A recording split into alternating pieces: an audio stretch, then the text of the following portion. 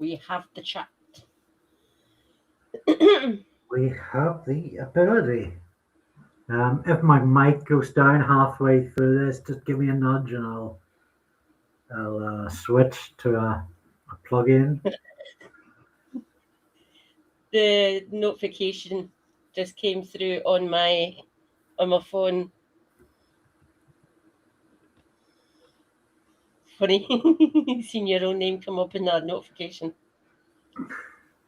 Quite weird. We are here indeed. Oh. Yep, 10 o'clock, mid time. Mate. Mate. Give me my mate. Now we'll be modelling the usual collection of pills. These are not for you, Zamo Maguire.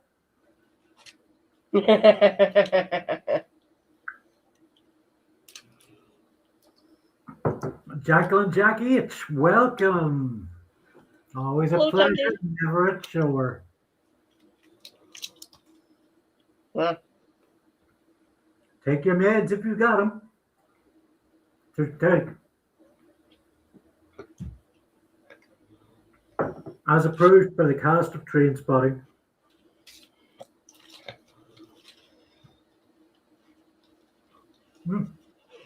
Not to re-traumatize you or anything, but we could maybe go over some of those villains that you had in your stream. Like, seriously. What, you mean Specs Fire and Flow Snake? No. Didn't actually realise how many there were that were from the BNP. That's just no. Naughty people. What are you doing, Nigel? Well,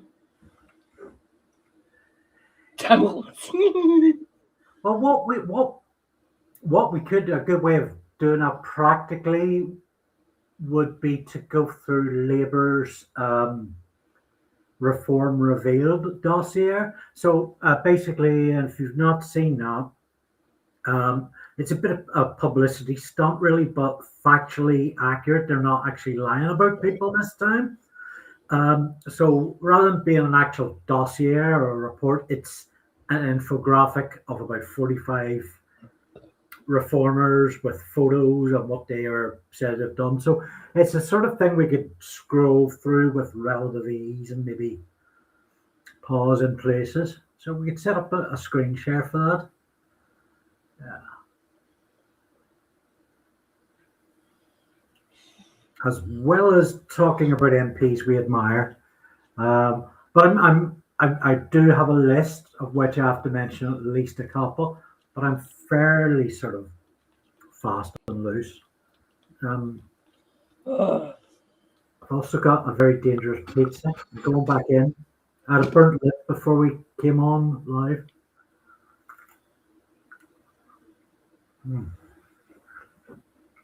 Oh, we have 6 people, at least 6 people have joined us, so we might as well sort of say hello. Hello, everyone. Hello. So I am Andrew Lutz. I am a YouTuber, comicsy guy, Irish, like Liam Neeson. Apparently I'm a living legend. I make a Charlie Brooker rip-off magazine comedy politics media show called Screen Cleaner, and lots of people have said some very nice things about it lately, people I value, which is really good because I have been working my ass off on it, and I think I do like top tier work, so it's really nice to get that feedback. We'll be live streaming for a few hours. My co-host Katie Marshall is over there, and she's going to introduce herself now. Hello, everyone. Twitch streamer and YouTube streamer. What the hell? I just did. It's weird. My screen just went kind of black. Odd. Hello. Yes. Katie Marshall 4340 or MadCat79 Scotty Eye on Twitch. I'm a health and disability benefits streamer and talk about politics and some history. I have done Victorian villainy with Andy. Oh, wrong side. Over here. I am currently covering the elections, well, mostly up here in Scotland. I've been dabbling a bit in Wales with the help of Specs as well, who you saw on Screen Cleaner earlier. Praise be Specs, my Welsh comrade. So that's been fun. So feel free to drop by on the YouTube or on the Twitch. Speaking of which, I will bring my chat up so I can do my modding duties on my Twitch. So yeah, we usually stream about this time, 10 o'clock UK till about midnight, 1 o'clock, 2 o'clock, by which time Katie should be in bed. But not me, because there are no rules that bind me. Shame. Yeah, so as you heard, we do sleazy Edwardian politics. We talk Doctor Who. Just basically do whatever kind of suits us, really, and people seem to like it, so that's good. I really appreciate plenty of people comment and chat. As Katie said, this is going out across her YouTube, or Twitch, my YouTube, my LinkedIn for some reason, maybe my Facebook, although not tonight. Let's see if we can put that on there. Goodness knows, everything's gone blurry for me now.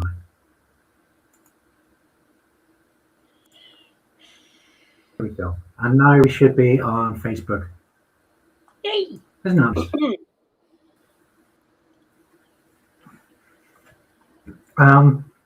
So we can both see all your messages if they come in through Facebook or they come in through YouTube or Twitch, but you might not be able to see all our responses, so we'll try and sort of address those and chat. Welcome a couple of Burks. A couple of Burks has their own YouTube channel that I've never seen, but I am subscribed to because a lot of people that I like say you should go and do that. So feel free to plug yourself a couple of Burks. Tell us what you do, and we'll push that signal. Welcome, Flow Snake. Hello, Flow Snake. I watched a couple of your videos earlier on, a couple of Burks, and I'm subbed as well now. It was good seeing in the chat for the premiere earlier on. Give us a capsule review, Katie. What did you see? Oh God, the far right ones. I've forgotten. Paul Thorpe, a couple other ones. Just these people. Holy fuck. They're really good, by the way.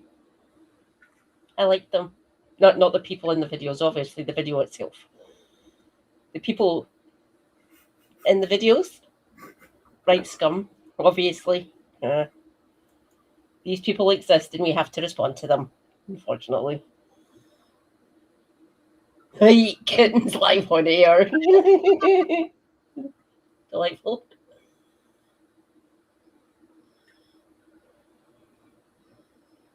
Anti-gammon content. Brilliant way of describing it. Cool. Don't suppose you've done one on the gammon in chief. Well, there's one that I used to call gammon in chief is just a YouTuber now. Fucking why is it going dark like that? My laptop is being a menace.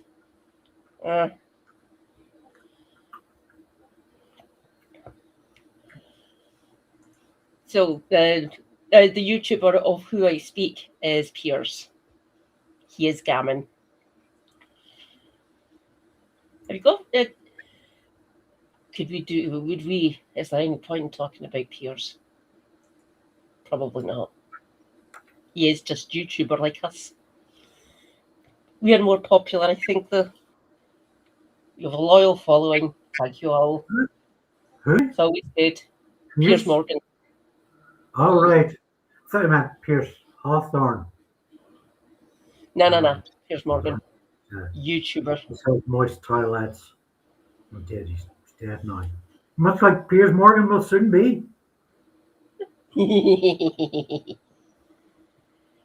Fucking.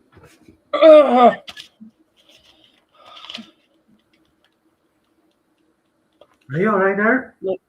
I'm just sending you a super secret text.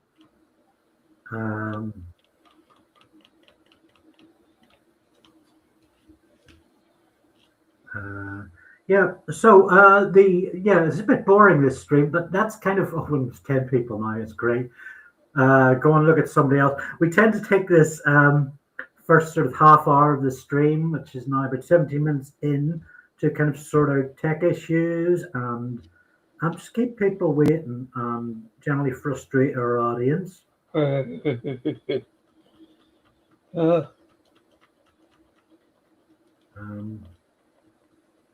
must be a happy medium for temperature. I don't like it too cold and I don't like it too hot, and it's been too hot recently. So check your phone there, Katie. I've just said got it.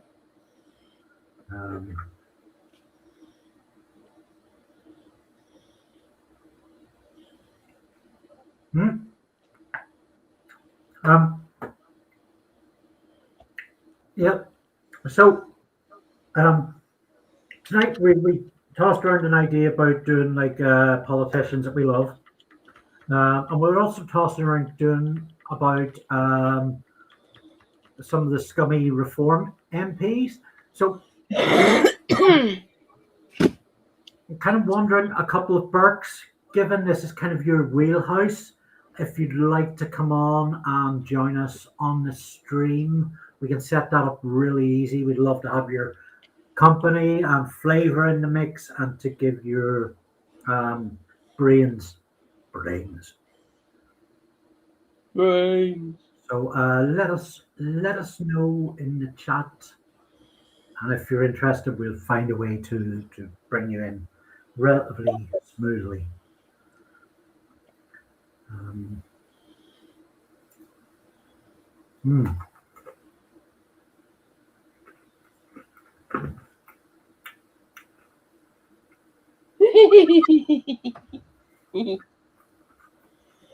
So, as Underlook loyalists will know, I have 3 videos going out over 17 hours. So, I'm kind of, this is the second, and I have 90 minutes between that and this. So I'm just catching up on eats. When suits you, Burke? A couple of Burks. I can't call him Burke or her Burke. I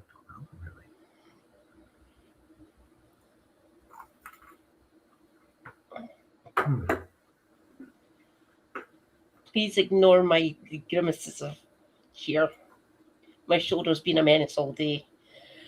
And my ibuprofen gel doesn't seem to be working, which is weird. Oh God, am I going to have to use the spray? I don't know.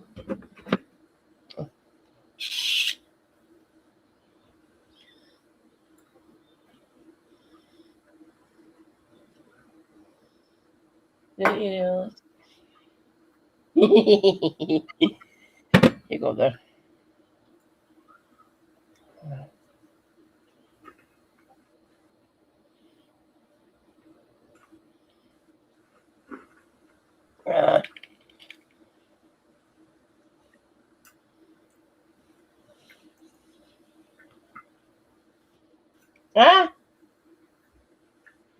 Why is that doing that? It's weird.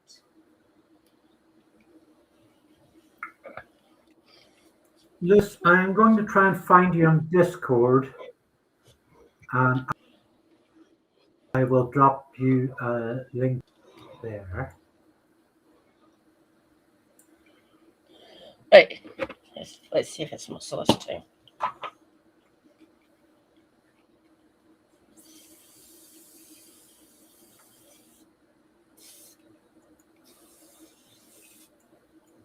Ugh. Mm. Ugh. Ugh. God, I hate the smell of these things. Ah, Right. J-O-J. Yeah.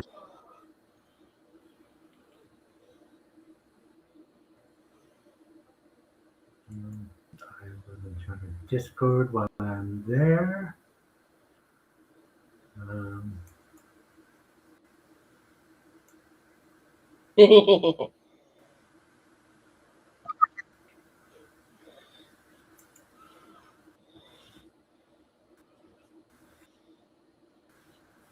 Okay. I am I'm looking on turn left Discord. If I'm right, you are J. Is that so?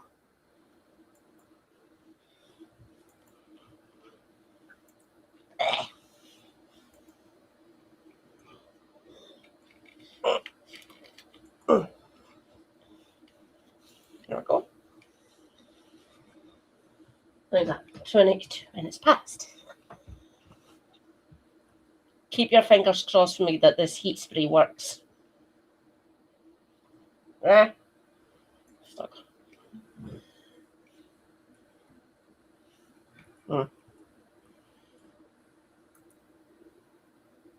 Menace on my shoulder.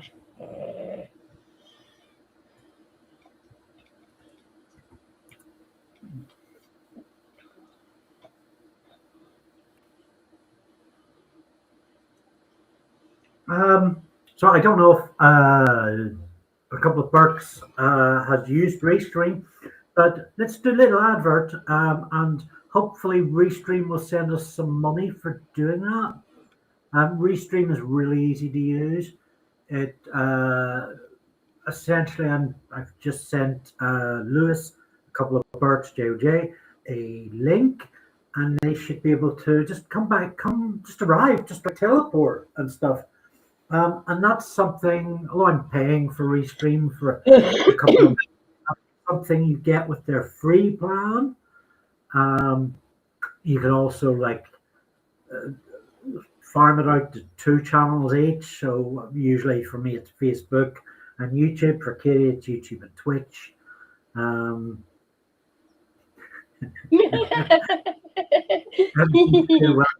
Chat.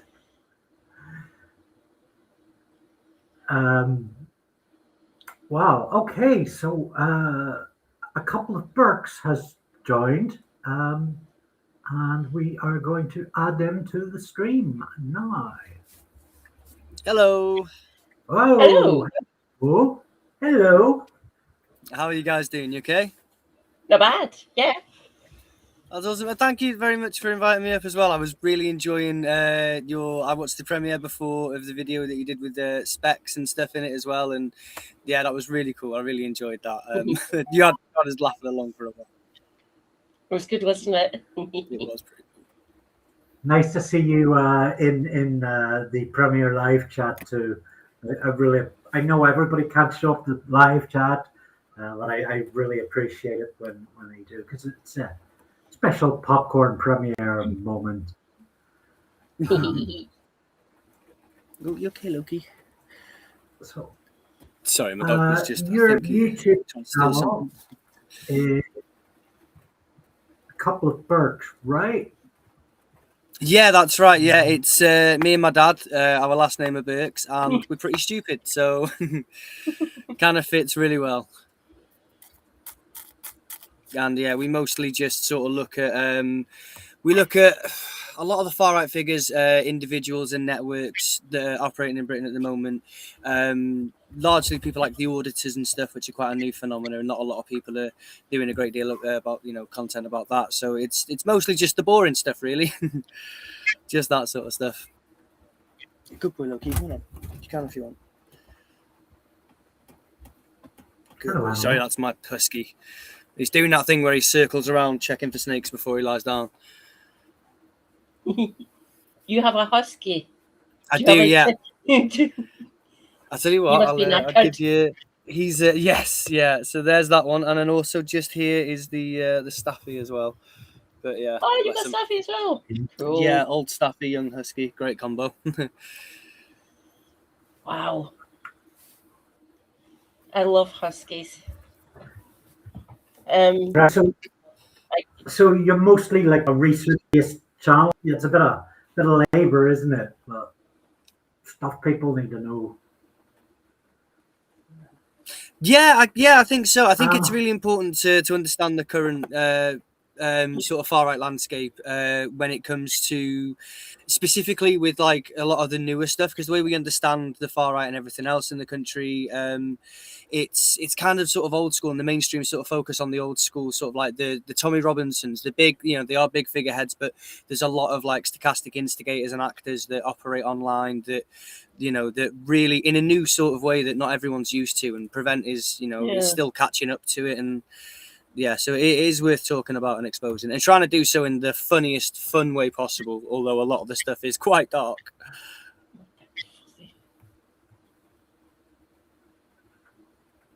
Good shout out there, Jacqueline Jack Hitch, on the auditors from Pratchett's Discworld books. Lewis, have you got a look yet at this Reform Reveal dossier that Labour have put out? No, I haven't actually. I haven't had a proper look at it. I saw it in your video earlier, but I've not had a proper chance to examine it. As soon as I saw it, I thought, right, that's out properly. I need to go and have a look at that. But I haven't seen it, all of it. What were some of the big things? I honestly, I found it so late in the production that I pretty much just did a screen record of like the first page or two. And I noticed watching the video back tonight that there's a whole lot of names that I haven't got.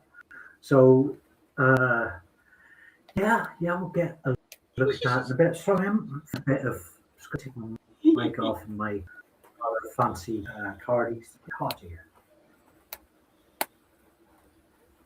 That's the trouble with looking so stylish in the cardigan, isn't it? You will overheat. Yeah. There you go, Jackie. There's a bit of a Terry Pratchett t-shirt for you. Death of rats. Death of rats. I love Terry Pratchett. Yeah, absolutely brilliant. Yeah, really cool. Really cool stuff. I'm midway through my Terry Pratchett colouring book as well at the moment, which is quite fun. Oh, cool. The whole Discworld thing. It's a good thing to relax to after a day of listening to people online.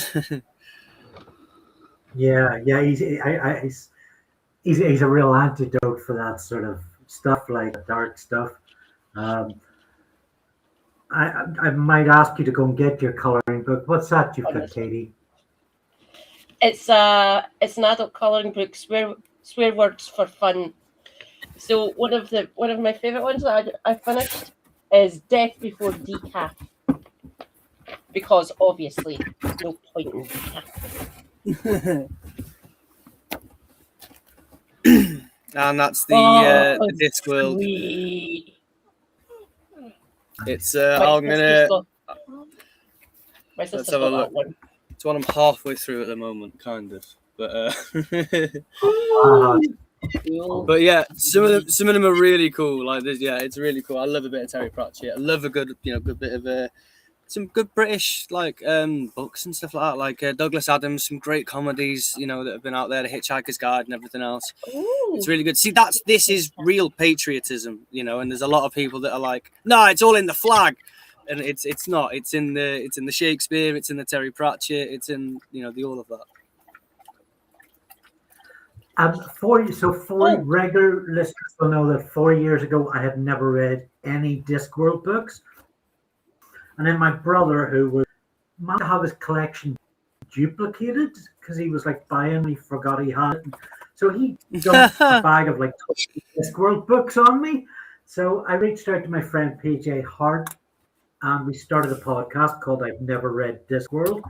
So every month we've been going through a Discworld book in chronological order, and we are up to, I've got it handy. The last episode, which came out a couple of weeks ago, was on the absolutely delicious Monstrous Regiment. By the way, this is a spoiler-free zone. We're not talking about any sort of content. So I think that's book 31. So if you want to find out what my experiences are going through them the first time on PJs, going through them after This is the 20 best plus years. This is the best I one. think I'm a book or two away from Flood. Yeah, YouTube.com at DiscworldGU. Apparently, it's easy to remember. I don't know why yet. And I've never read Discworld on most podcast platforms. Welcome to the chat, Jim Speak. And next week, actually, Patreon plug, patreon.com/Andy Luke. PJ and I will be doing a subscribers only, paid subscribers, which is £1 a month upwards, and you don't even pay until the first of the month. But we'll be doing a Discworld. So what it is, we're needing a wee break from reading, so we're going to look at the soul music animation, and we're going to record it over 2 nights, as sort of like a reaction video. At the end of each, stop for a bit of extended commentary. Now, the final version that goes out publicly, like the reaction will probably be cut down to like about 5 minutes. So this subscriber only will be your chance to see the whole sort of reaction video thing, if that's your bag. So, yeah. That sounds awesome. That sounds really cool.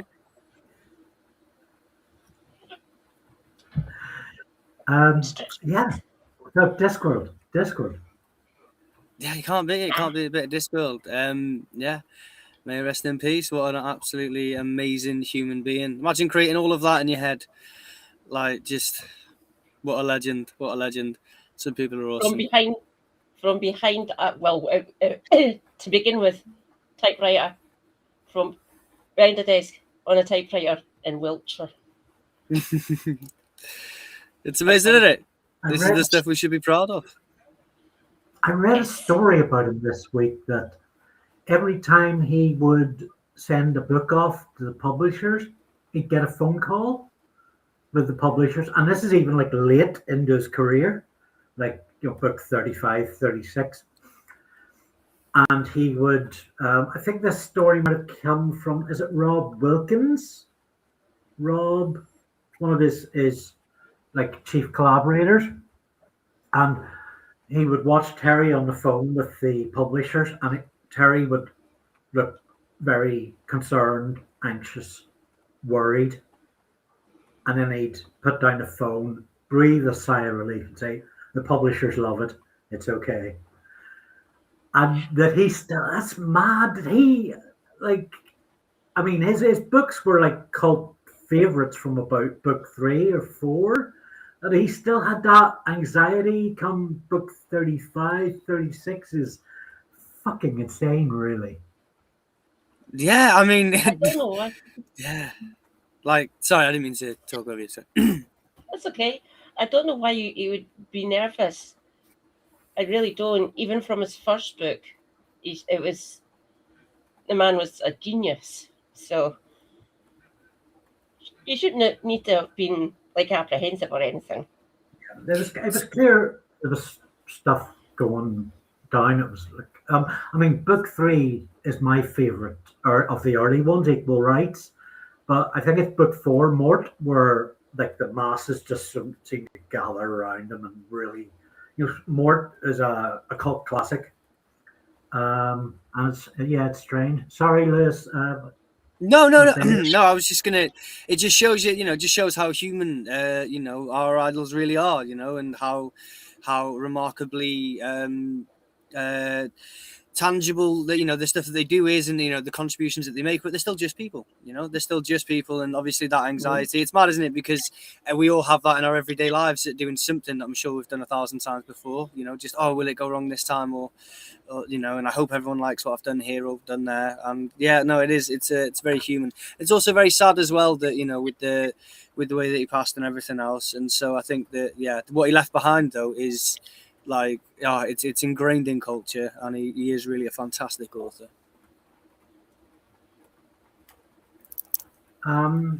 Shall we go from the glory of Pratchett into the shit and feces of the Reform Revealed dossier? Let's do it.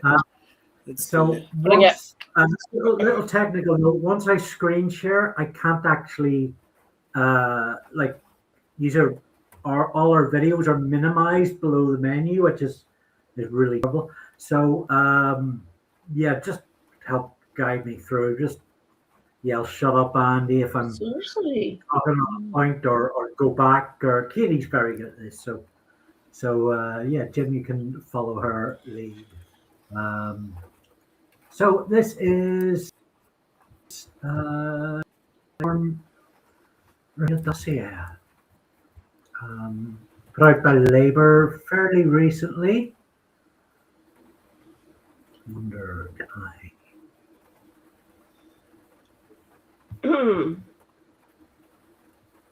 Right. Oh wow! It started strong, didn't it? Call for people of Pakistani heritage to be shot. Derek Bullock. Don't mess around, Derek. Tell us what you really think. Jesus God. Holy fuck. Vaccines kill. Elizabeth Clark, vaccines kill children. That's so wild. What the fucking? No, they don't, you silly woman. Fucking hell. Oh. I'm glad that you didn't go then as well. I thought that was just my internet. I was like, oh no. Let's see, Trevor Jones. So I'll just scroll through. James Bembridge come up on Screen Cleaner tonight, and he has the oddest shaped head, doesn't he? He looks like some sort of like evil Grant Morrison. It's on upside down, I'm sure. It's the Mekon. It's a fucking Mekon from down there.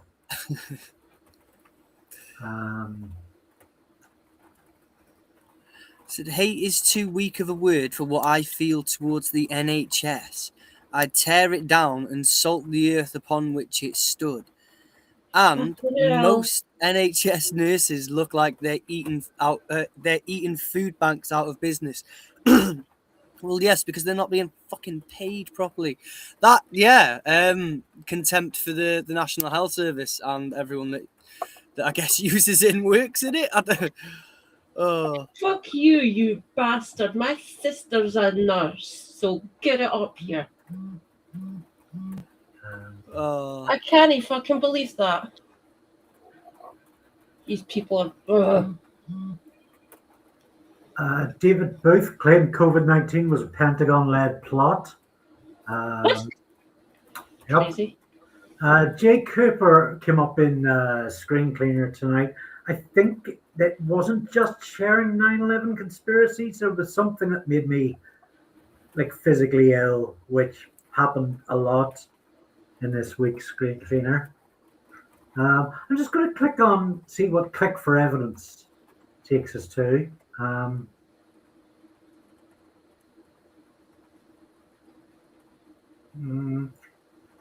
Well, you know, I've got some sympathies with 9/11 conspiracy theories, because let's face it, the 9/11 investigation was a whitewash. It left out a lot of detail that should have been easily findable, and the Building 7 stuff is a bit of a weird coincidence that really needs explained.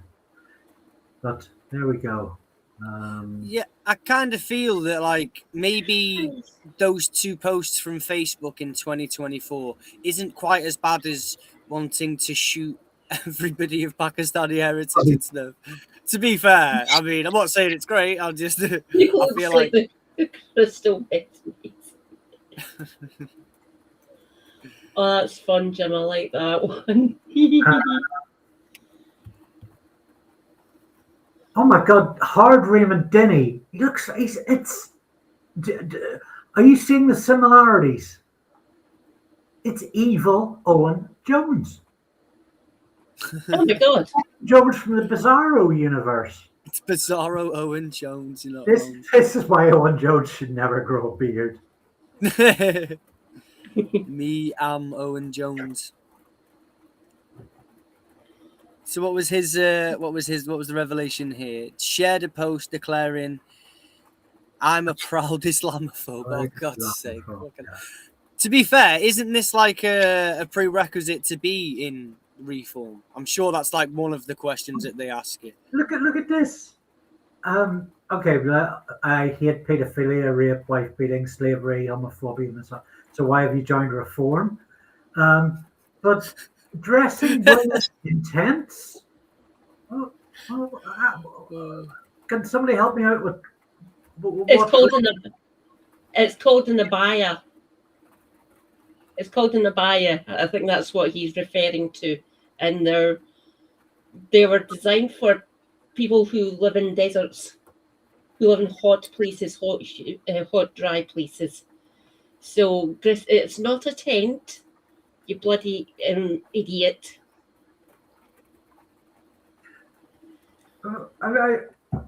Okay, linguistically it makes no. He's saying women shouldn't get dressed in tents or be dressed. Does Also, he think? if that's his idea of a tent, I would hate to see how his family go camping. I bet they hate it. Do you remember Eurocamp? He's like Europhobe camp.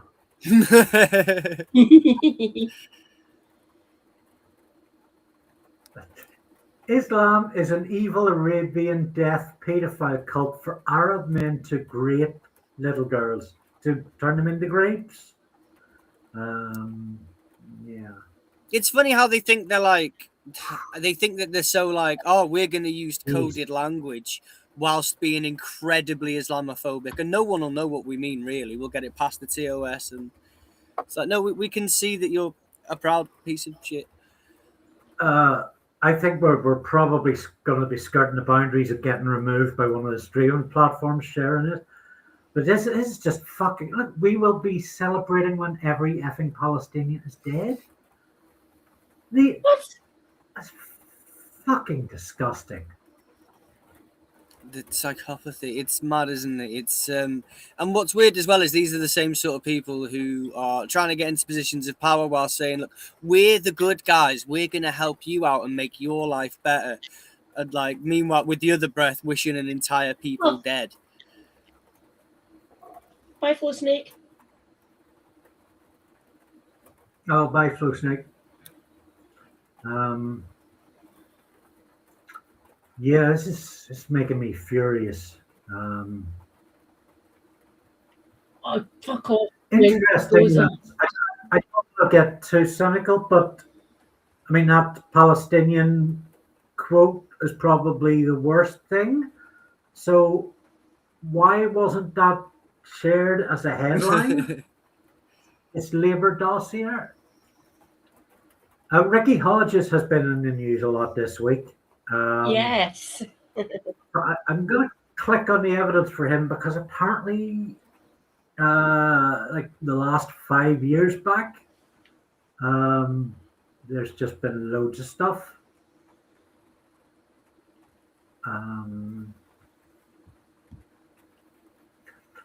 So I'm not going to read that whole first post, but that's a paragraph of rantiness is very typical of somebody who, you know, is constantly on their mouthy platform. I imagine if you did a deep dive into his Facebook, he shares a lot of memes with like Thomas Shelby or the Joker talking about how loyal he is, but how he shouldn't be crossed. Seems like that type, the type that drinks lots of monster cans and punches their wall.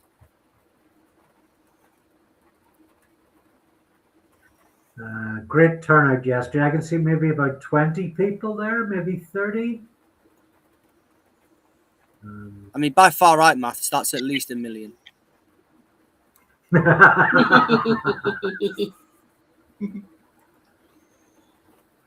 So there's been a lot of calls for an investigation to be opened up into Ricky Hodges. Farage said middle of last month, about 3 weeks ago now, he'd get right to that. The investigation hasn't started yet. Candidate for Hastings Trestle. You think maybe he'll get round to it in the same way that he'll get round to actually visiting Clacton?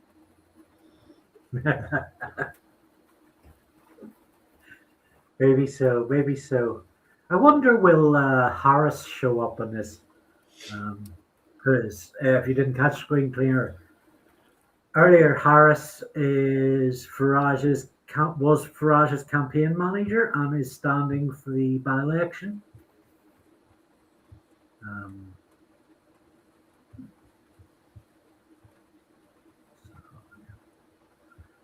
Mike Mendoza looks a bit like the Colonel from KFC. Was it Connolly?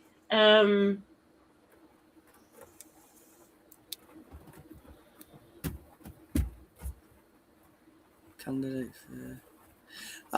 that's lovely. That's lovely. Compared gay people to paedophiles.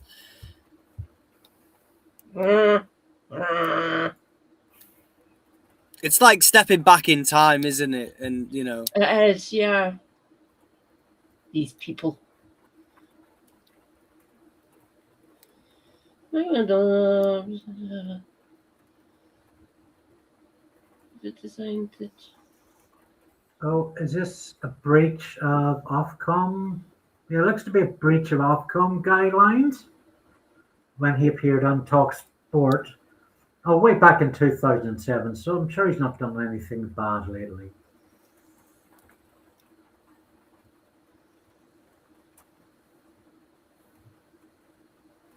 Whoa.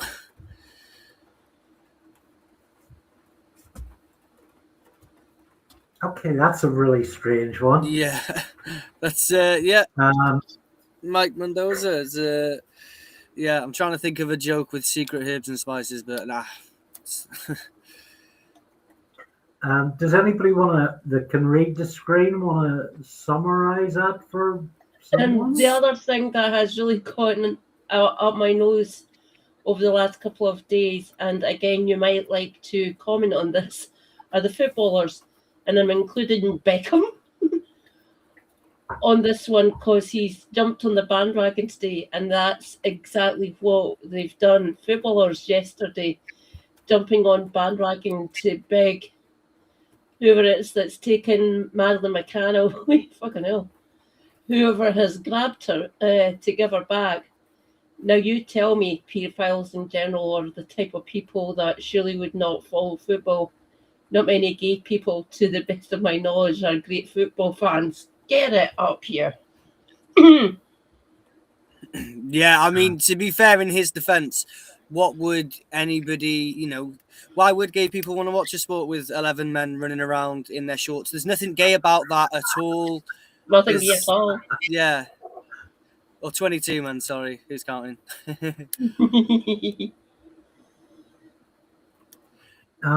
Sunderland, Glenda Hall. Is Sunderland one of the reform target areas? Yeah. She had an anti-vax video and a post claiming that ethnic minorities sexually assault our daughters.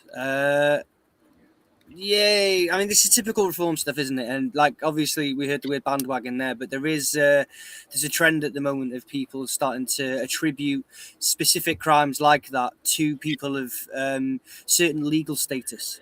or like or ethnic backgrounds and things, which is incredibly harmful for so many reasons. And not least that they're undermining the real systemic change that women and girls need in this country to actually, you know, because they're only focusing on one type of victim because the offender fits a certain profile. But also, by only talking about offenders that fit a certain racial profile, they're just revealing how incredibly racist they are. It's this like, yeah, it's like it's not racist if they're, you know, if we only look at certain, you know, a certain small section of them and try and paint them all broadly as that one particular individual. This really long post that I'm on pretty much seems to be summarizable. Oh, the first line is, I've been wondering about why whites are racists and no other race is. And pretty much you can probably work out where it's going from there. Why is it that only whites can be racist when you have all these facilities for people of other races? It's not a crime. Being proud to be white, it's not a crime yet, but it's getting very close. It has been estimated that only 5% of those reaching this point in this message will pass it along, like down the hall. Gay people shoving it down their throat, which is very strange because she's a woman, so a gay man is unlikely to shove it down her throat. Yeah. I call that was bullshit. me reading between the lines there. And this thing is, I saw one line then that was like, "You want to erase my history." Meanwhile, if you were like, which bit of history specifically, they'd be like, "I don't know. I don't know any of our history." I could want. So this is the gays want to erase her history. So how would that work? How could you erase heterosexual history? Because then, like, you have to start questioning where you came from. It would all get very existential. People would have to rediscover the birds and the bees. I'm really confused just looking at this. And just think as well, the short term problems. We'd have to lose all of our straight icons like Queen, things like that. You know, we'll just I imagine if they just rewrote it all. It's kind of like the Judeans People's Front type deal, where it's like, what have they ever given us? Well, the road. Yes, roads. But apart from the roads,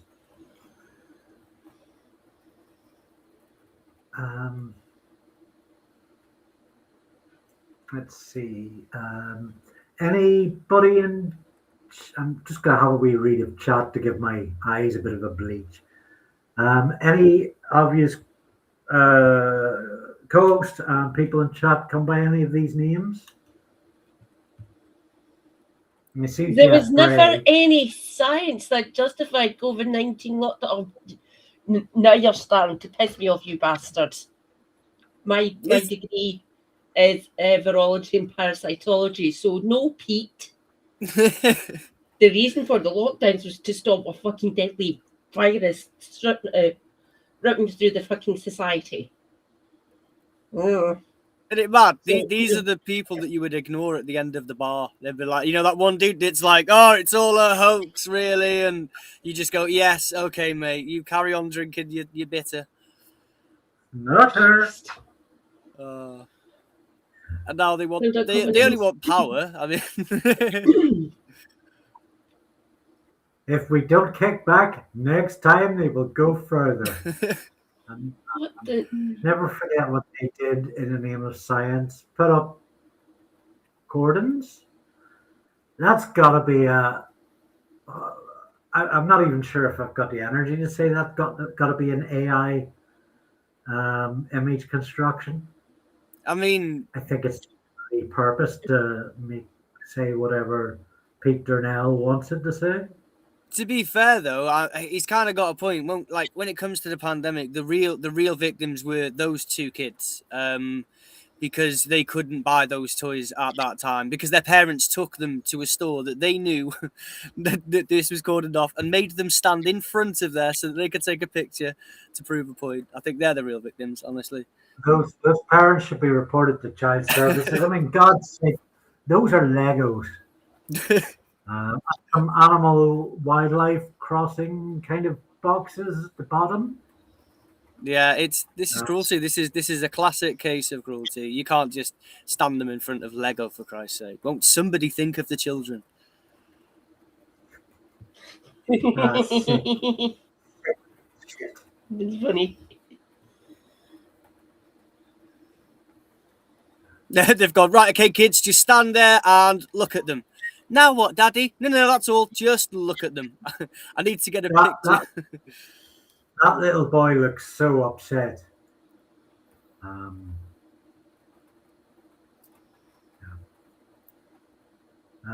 Thank you, Pete Darnell. Thank you for bringing this to our attention. We've changed format now. Oh, very fancy.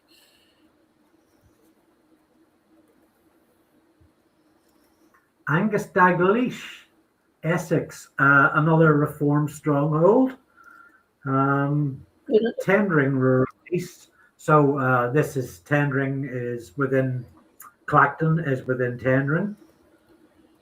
What is he saying? Claiming that COVID-19 vaccines have been a significant factor in the cancer in the royal family.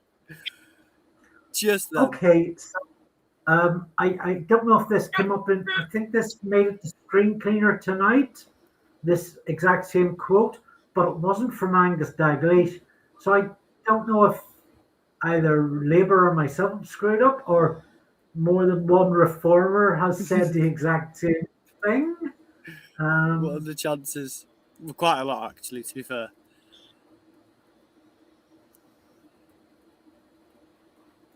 Right, so Azim Malhotra, an advisor to the fucking oncologist. Health Secretary Robert F. Kennedy Jr. said one of Britain's most eminent oncologist professors, Angus Dalgleish, said to me to share with you today that he thinks it's highly likely that COVID vaccines have been a significant factor in the cancers, plural, in the royal family. Not just one, but it's got to be the vaccines. They're a significant factor. A fucking oncologist. Oh my God. That's terrifying. This man is a doctor. Fucking hell. Could you imagine your oncologist prescribes no vaccines to avoid cancer in only the royal family, though?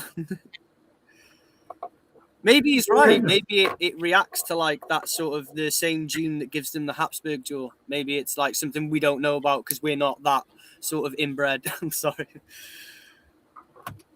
Goodness knows what's going to be happening with those paracetamols and ibuprofen. Probably holes developing in their hands or something like that. John the Brazen is in the chat, wondering if anyone on this list is in Bingley West for the council election. Okay, we'll bear that in mind and go for a little look. I was promised in the press release that there were about 45 candidates or 41, but according to this, there's only 21. So let's see. Jeff Bray.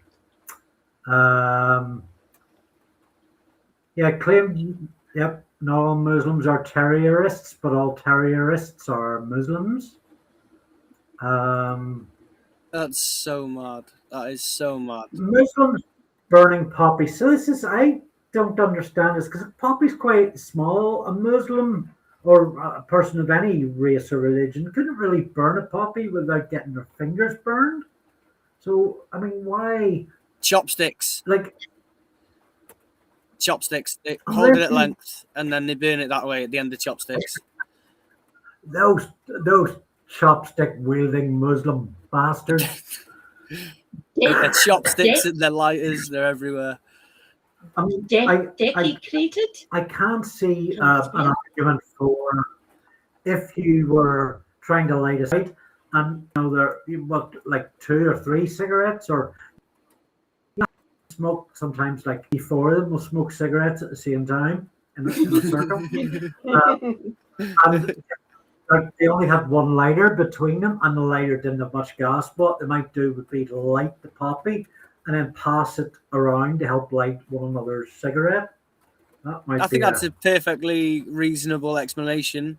That or it didn't happen. That could be another thing as well. Cleveland feel with okay. Yeah, this idea here that like they constantly do this thing, don't they? Especially when it's like around. You'll see these people sharing memes around the sort of 5th. When is it now? Poppy Day, like the 11th of November and stuff. You'll see them being like, "Well, I'm gonna put this on because I know it pisses off at like X, Y, and Z." Like, no, Karen, it doesn't. It never has. That's all in your head. Just relax. You can have your poppies. No one's ever said you can't. bonus points for the worst way possible to spell desecrated. Yeah, you can't spell. D-E-C-I-R-A-T-E-D. Decicrated. It's like, isn't there something that you do when you're baking buns or cakes? It's kind of like that. Yeah, I think so. I think it was like something they do in like floristry and stuff. They decorated the roses. It's like to arrange them.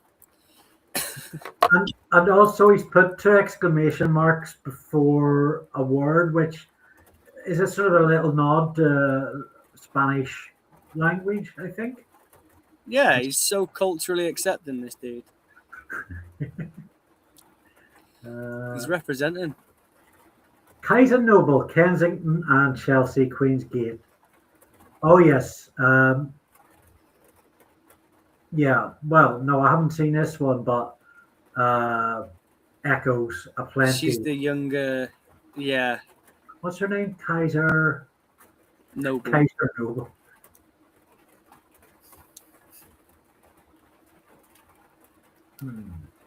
Do you recognize this media branding? Outspoken.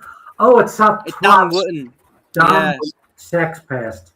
Yeah, Dan the Sex Pest Wootton. Yeah. Yeah.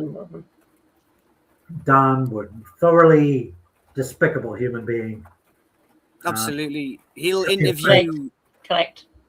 Yeah, and he'll platform anyone as well, whether it's criminals fresh out of the pen, whether it's Lucy Colony, or people that threaten to burn down schools to kill teachers, like AY Audits when he was interviewing him about his Channel 4 documentary. Like these, there's nothing that Dan Wootton won't do, say, or platform, it seems. He's a man who understands filth and depravity. Absolutely he is. So, therefore, he can't be racist. MSM, what's that a abbreviation for? Usually it would be mainstream media. That's what I know MSN as. Mainstream media women falsely accusing Tommy Robinson and Rupert Lowe as Emily Martinez and Beth Rigby and Max. I'm not too sure. Was this a Halloween post? All of his posts are Halloween posts.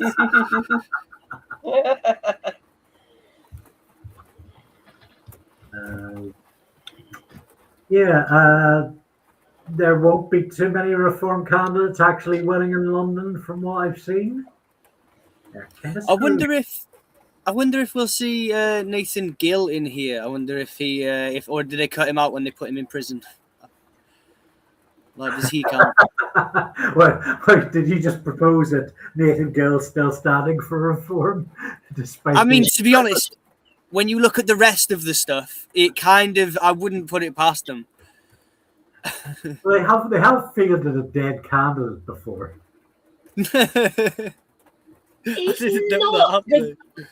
He's not a good guy. What the fuck is he?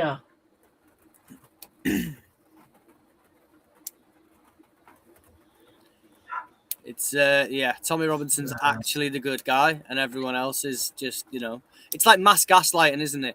Be like, no, he didn't call a taxi driver a P word that time. No, he doesn't attribute, you know, an entire group of people as criminals or as, you know, that granddad who went to the park with his granddaughter just because they happen to be a different ethnicity.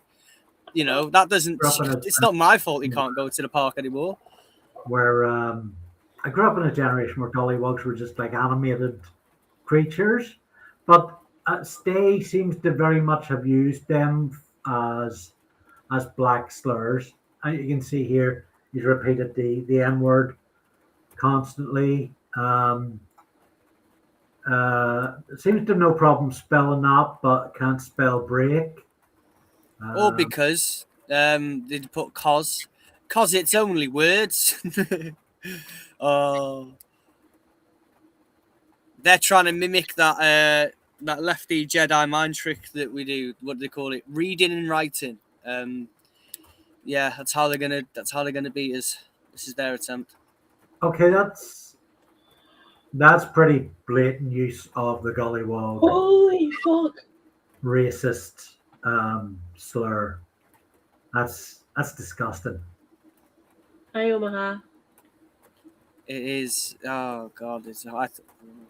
And just robbing such beautiful artwork of its twisting and perverting it. Has that ever not been twisted and perverted, that particular artwork?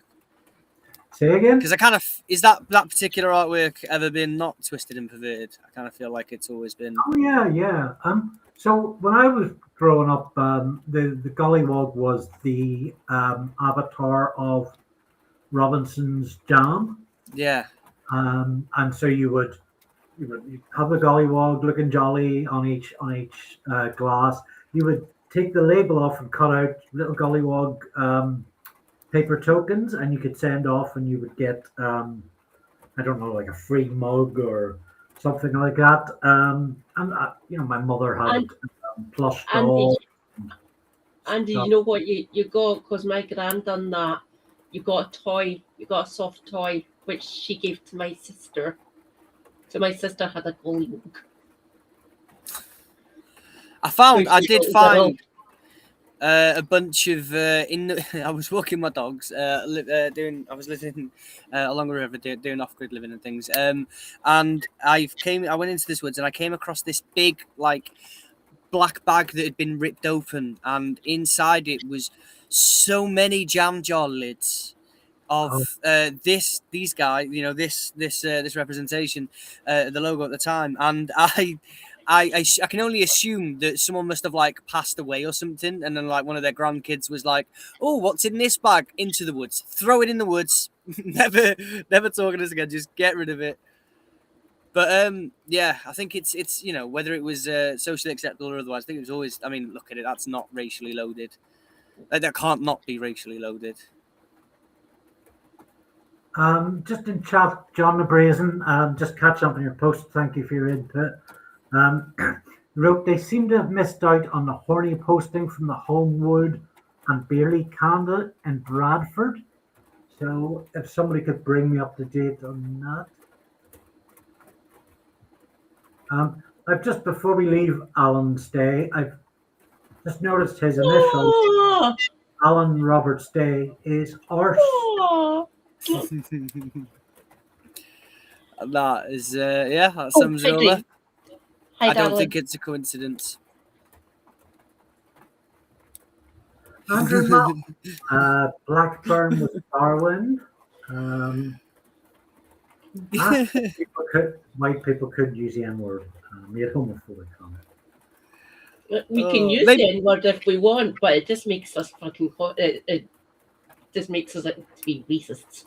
That can't be. You can use it if you want. Fishwick Mahon. Nobody's called Fishwick. Really? Right. I'm just gonna side chat. Side search. Christian name Fishwick. So I gotta know. Oh, it's a surname. It's a very fishy surname. It's so interesting in terms of the deciding frame of Mark Allen's snooker match, which never forget the Epstein files unredacted. What? Oh, I love What? that. I've got an answer to his question there. If you scroll up just a little bit, sorry. Just this thing. It's like these are the questions that children would ask. Where's the go up again? Sorry, to the next one. I think this one here. Yeah, he's like, no disrespect, but why can black people use the N word, but white people cannot? Seriously, why is the case? Like, if you took that as like a good faith, genuine question, then the obvious answer is because there are such things as like dual standards in society. For example, you can't say the N word. However, you also don't have to be stopped and searched regularly. You don't have to be the victim of systemic racism and everything else. Like, society is full of double standards. Yeah, but in serious. this one, you are not the victim, Andrew Fishwick, whatever the fuck your name is. Yeah. Right, that's mental. Yeah. What is this post here? What I don't understand is what is it? I mean,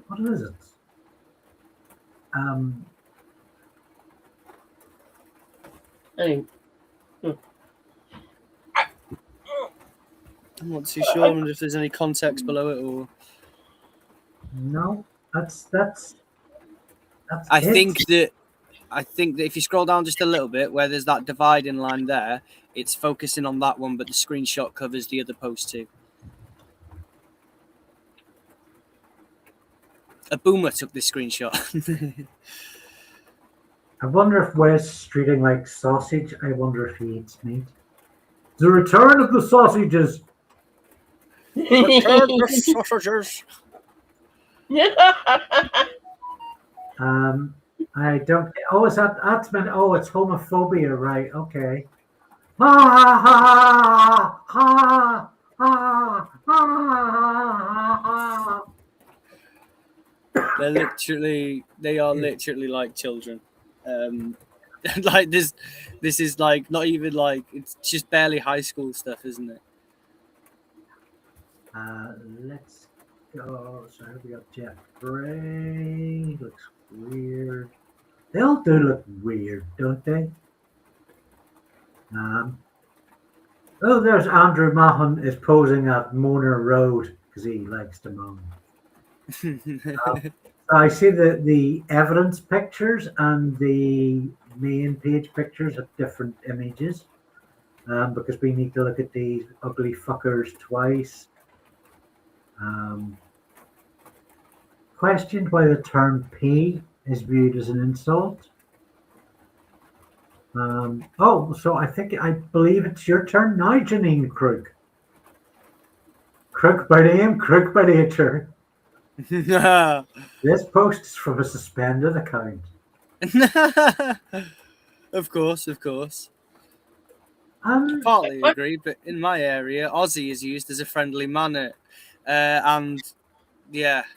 See, I think the thing is, though, when it comes to the comparison of like Aussie and the P word, the reality is that Aussie was never spray painted on walls. Aussie was never shouted while people were stamping on other people. Aussie was never, used as a way to insult an entire group of people from an entire region for decades. You know what I mean? Like, this idea that some people are like, back in my day, it was lovingly used. We just called it the P shop or whatever. And it was like, yeah, who, apart from you, loved that? That's not how the rest of society views it. It's just you. You're like, oh, the good old racism. I miss that. It's like, no, that's weird. Stop that. She doesn't really help her case by, I can understand actually what she's trying to say, but when you're throwing something down, it's a controversial area, it helps to write that statement properly and double check it. So she's not referring to the problematic use of the phrase Aussie, which is what her message says, but oh, is it frozen for me or? Hello. We're Andy-less. A question and an obvious answer to that. But it's obviously not helped her by having posed it in the way that she has and having a lot of racist friends.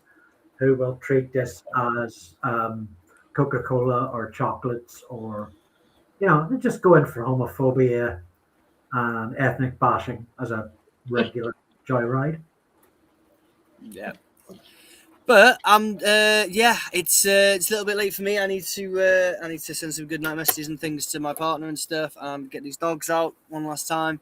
But I honestly thank you so much for having me on, guys. This has been really fun. I've really enjoyed it, and it's been great meeting you both properly. All right, Lewis, thanks very much. Yep, and please everybody go and follow Lewis's channel, which I will highlight in a minute. It's called A Couple of Burks. Is that right? Yeah, and it's Lewis and his father exploring gammons. Yeah, and it's not a cooking show, and I'll leave the rest up to your imagination. But yeah, thank you very much, guys. I really appreciate it. Thank you, and You're we'll have to do welcome. it again sometime. Cool. Yeah. Bye. Thank you. Bye. I am just going to find the comment with, we go. These people are fucking unreal. I'm not quite sure. I want to go in and read the comments, but if this is the last, is this the last one? Read the full dossier. Okay. This is just page 1. Let's look at acid downing and then maybe take a toilet break. Yeah. Acid downing, who represents Suffolk, Gipping Valley. I think Suffolk is another reform heartland that they're going to take quite a bit of next weekend or next week. We've got someone from Suffolk in the chat. Have I pronounced that correct, Jim? Gipping Valley. If you see Asa, please share our live stream with her.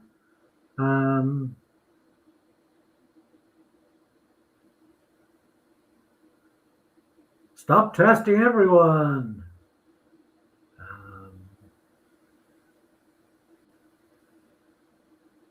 Yeah. Is it? Oh, wow. The usual sort of frothing, COVID denying. COVID.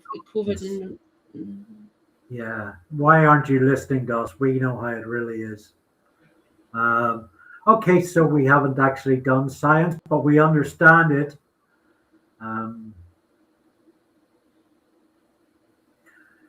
What I don't get is how the R rate is still as high as it was in January. Because it's a totally made up number with no actual proof to the public of how they calculate it. They can up it or change it when they want. Same as the variants. We've never seen real proof of any actual variant. Crazy times. I didn't realize you were a virologist, Asa. I know how to test. I know how to check for if it's a different variant because of its genetic structure. So that's how you check it. By the way, you fucking idiot. Thank you. These people irritate me. Don't let Farage hide this. You'll just keep on saying, I don't know any of these people. I've never met them. Never heard of them, yeah. Well, what you have to understand, Katie, is that Richard Tice is in charge of that bit of the... Oh, yeah. George Tice. So yeah, I'm going to take a little toilet break. Why are we still small? Why is our cameras are so small? Maybe that'll return in a minute. So I will leave the chat in your capable hands for a minute or so. Thank you. I will be here. Itchy. Oh, some bloody spray. It's making me itchy. spray that's not fucking working. I was usually disappointed with COVID. Just go moved.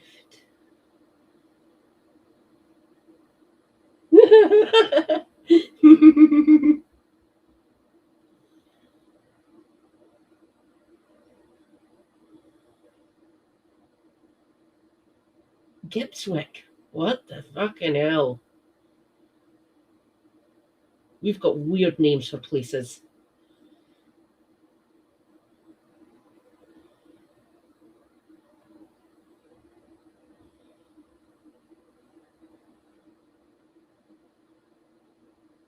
Yeah.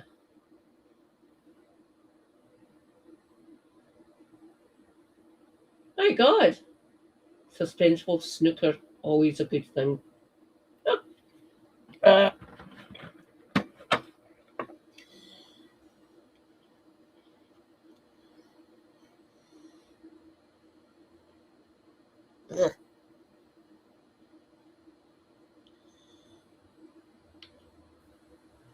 Oh, yeah. I'm not sure why our cameras are still so small after the Yeah, it's weird, isn't it? screen share. Yeah. Ugh. See what would happen if I shared the screen again and then unshared it? Would that work? Fishwick.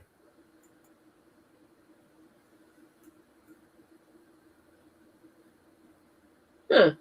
No, maybe not. Okay. So yes. Oh, right.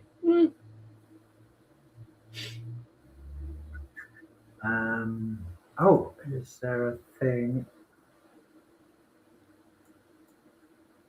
Yeah. Oh, okay. I'm big, but I don't know where Katie is. Ah. Aha! I have a turn. Okay. Weird. I'm fine being little. I'll drag the move so I can. That's not actually working.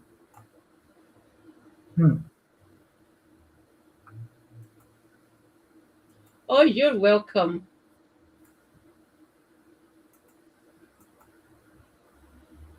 We used to have a Reform UK candidate for Homewood Berlin.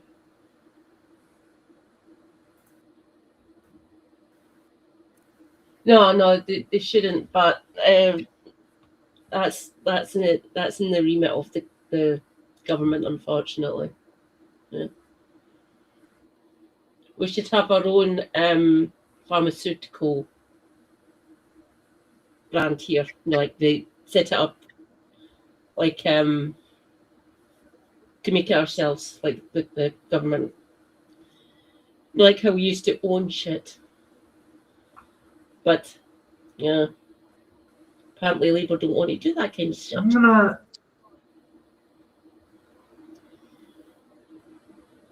I'm having connection issues, so I'm gonna come right back.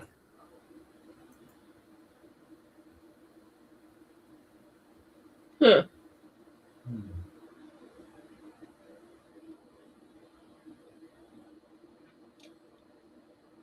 I am big. Hello, everyone.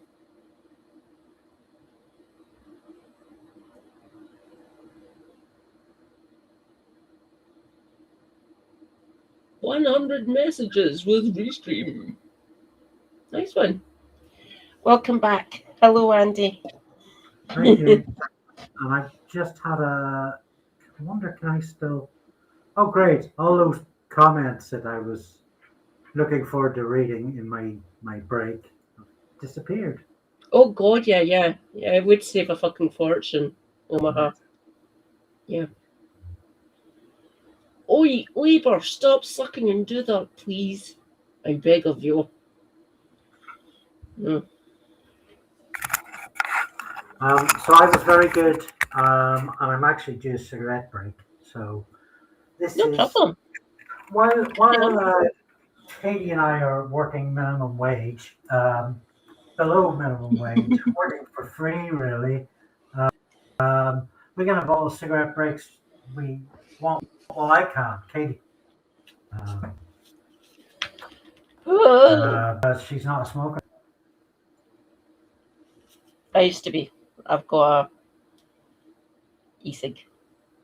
But I did used to smoke for 20.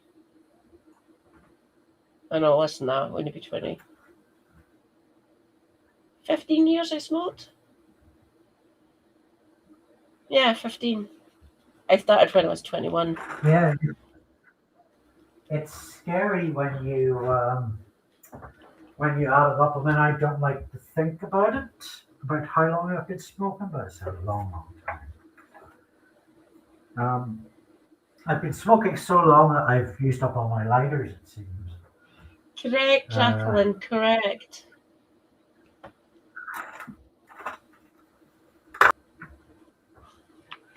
Without those words, people wouldn't be inspired to do all that horribleness. That's why we don't use those words anymore, to inspire people to be horrible, racist, homophobic. Reform candidates. Right, not all reform candidates are like this. Just 80% of them, it seems. Just a significant amount of. I wonder, do we need to, like, we're going to talk about MPs that we adore, but I wonder, do we need like an extra bit of eye bleach, like maybe some kit videos or something? Yeah. After looking at all those TikTok. Whew. God.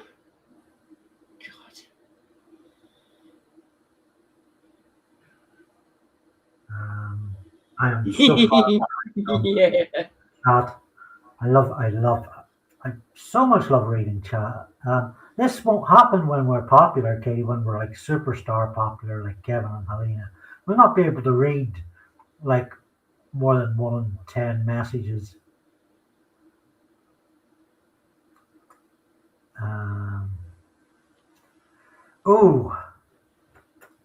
Apparently a Bradford Reform councillor talked about blasting Islam off the face of the earth.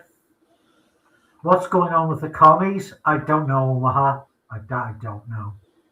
Presumably there'll be some kind of trial soon.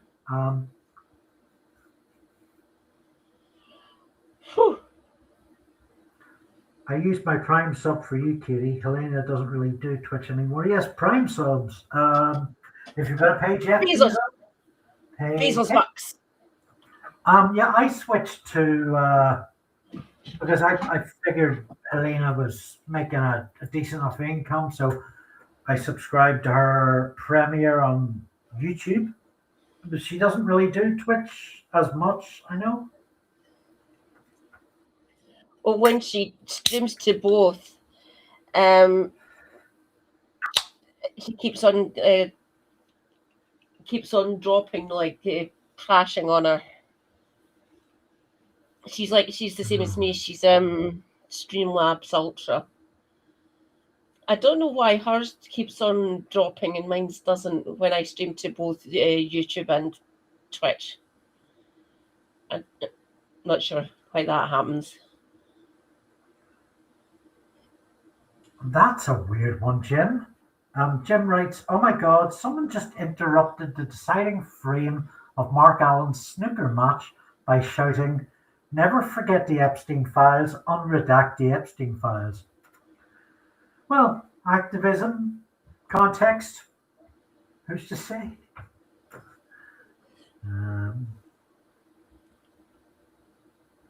Is there any snooker players in it?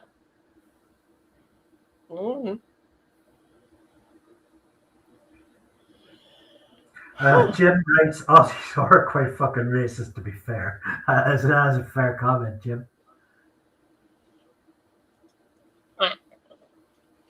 Stop some falling.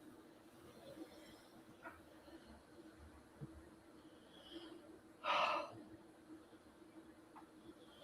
the fuck is it 15 degrees at this time of night? Who's not posted COVID conspiracy theories? Indeed, Jim, or indeed, Omaha. Zero Calorie Tea, welcome to the chat. Katie, do you want to do a sort of our?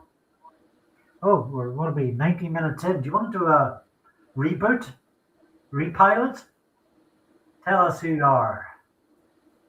Oh, yeah. I'm Katie Marshall, 4340 on YouTube, or MadCat79 Scotty Eye on Twitch. I'm a Scottish disabled Marxist streamer. I try to desperately talk about health and disability issues and benefits. That is my wheelhouse, essentially, what I should be talking about most. But I also talk about politics and some history. I'm I Andrew. try to. Oh, sorry, Katie. No, you go on. So I try to educate people. I am invisible, but that's not an Who's ego. Andy? Hey, I'm not invisible again. You see, I'm just super powered. That's all. Northern Irish. I was going to say I'm Irish, and then British Irish, but actually I'm Northern Irish. I am also disabled, epilepsy, autism suspect, diabetes, schizophrenic. What's a nice list? Nice list of tablets as well. Meds, former cartoonist, sometimes comics journalist. And I make a magazine show called Screen Cleaner, which the penultimate episode of the series went out tonight. Next week will be the final one, and it's very funny and it's a bit weird. And there was a very special phone call made as part of tonight's show, which I hope shocked a few people. It shocked me. Oh, about that, I hope you weren't cold. No, I was fine. It was a nice sunny day. Right. For the reason why I asked Andy that to go and watch Screen Cleaner, you'll figure out why I asked him that. I really like those sisters. I'll need to get their books. Yeah. Like I said, well, here. Scarlett and Sophie.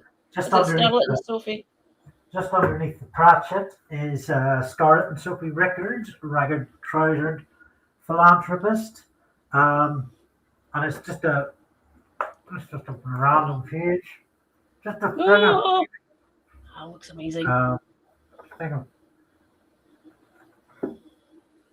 If you like your Edwardianism, your socialism, this is a must keep. And it's one of the sequels, This Slavery, which featured in Screen Cleaner. And there's an extended version of the interview tomorrow morning. It's like 14 minutes long.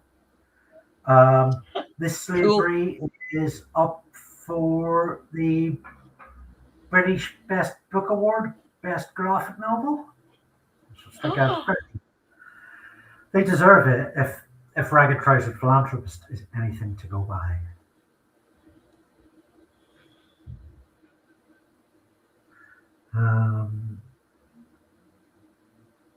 I'm going to. They are on my heart. Let's see. Yeah, I've just found John the Brazen's piece on Steve Hammond, so we'll get to that in a minute.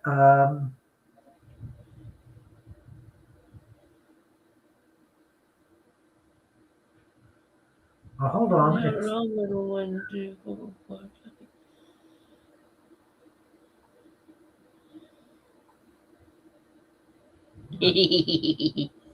Hello, Elron. Welcome in. Elron, great to see you tonight. Welcome. Praise be, Elron Hogwarts in the chat.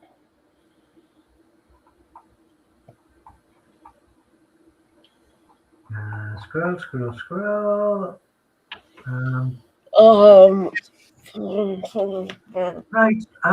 Yeah. So let's sort of get some nominations for kind of eye bleach for stuff just chill out between reform stuff. I mean, we could talk. Let's just talk a bit and not share stuff. We could talk favorite politicians. Yes. I have a short list. I still have a place in my heart for her, even though her party is an absolute clown show. So I have a lot of respect and a lot of time for Zara. Zara It's just a Sultana. shame that she's just a shame about what's happening with your party. Yeah. Well, this is what the sensibles say: is that you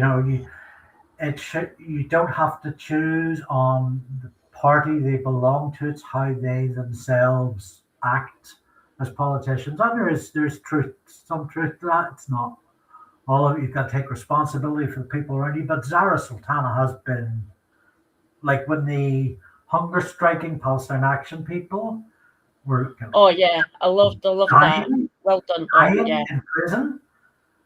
And she was on site at the prison, like, making calls right through to the governor, saying who she was, and the ambulance that had been turned away had to be let in. I mean, she was ready to rain parliamentary hell down on them. She saved those people's lives. And no, he doesn't cover it. Yeah. I'll just say I'm glad I'm with the Scottish Greens, and I'll say I'm still salty about the ones who left the Glasgow branch to join your party. I'm wondering how they're feeling now.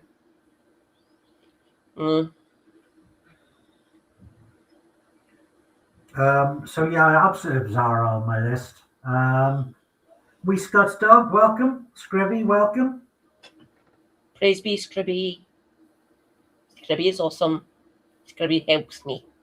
So praise be Scribby. Zara Sultana moments have particularly impressed you, Katie?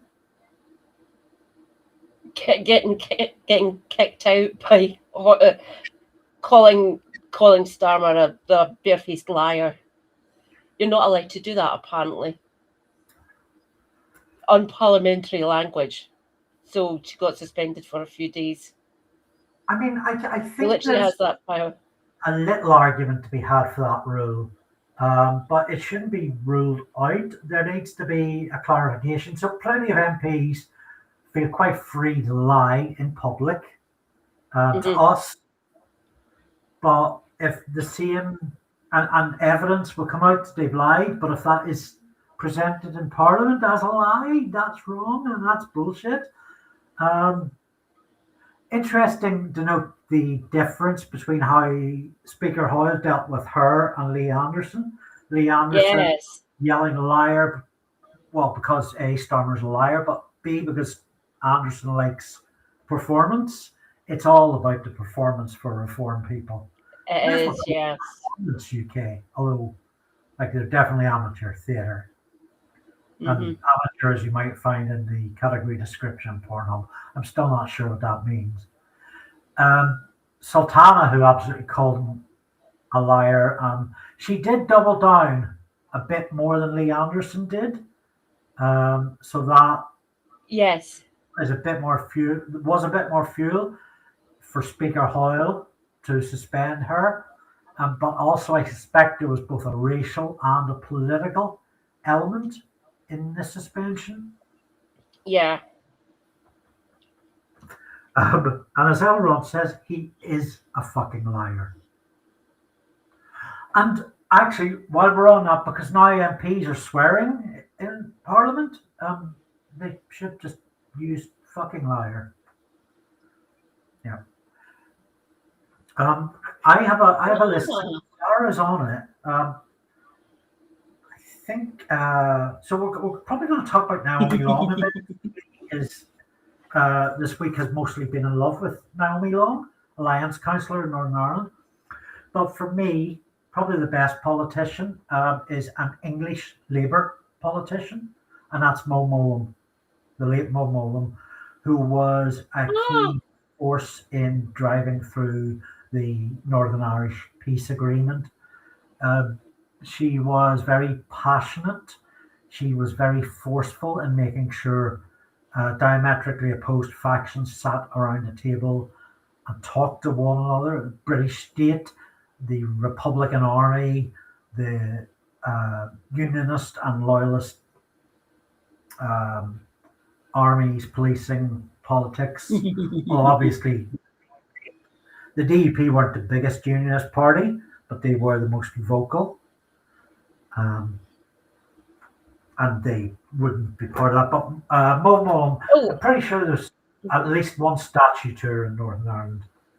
I'm taken from us too soon. It's been a while since she's been gone. But yeah, very instrumental in the Good Friday Agreement. Yeah. And what the hell? I mean, Blair tries to take credit for Northern Ireland, but this, if any English politician does it, was more mobile. Yeah. Someone else who I miss, who is no longer in the House of Commons. She's still alive, don't worry. Is Dr. Philippa Whitford. She was the SNP MP. I can't remember where. I don't know her. She's brilliant. She's done an interview with The National that I keep on meaning to watch on stream. We'll get to it, don't worry. But yeah, I miss her being in there.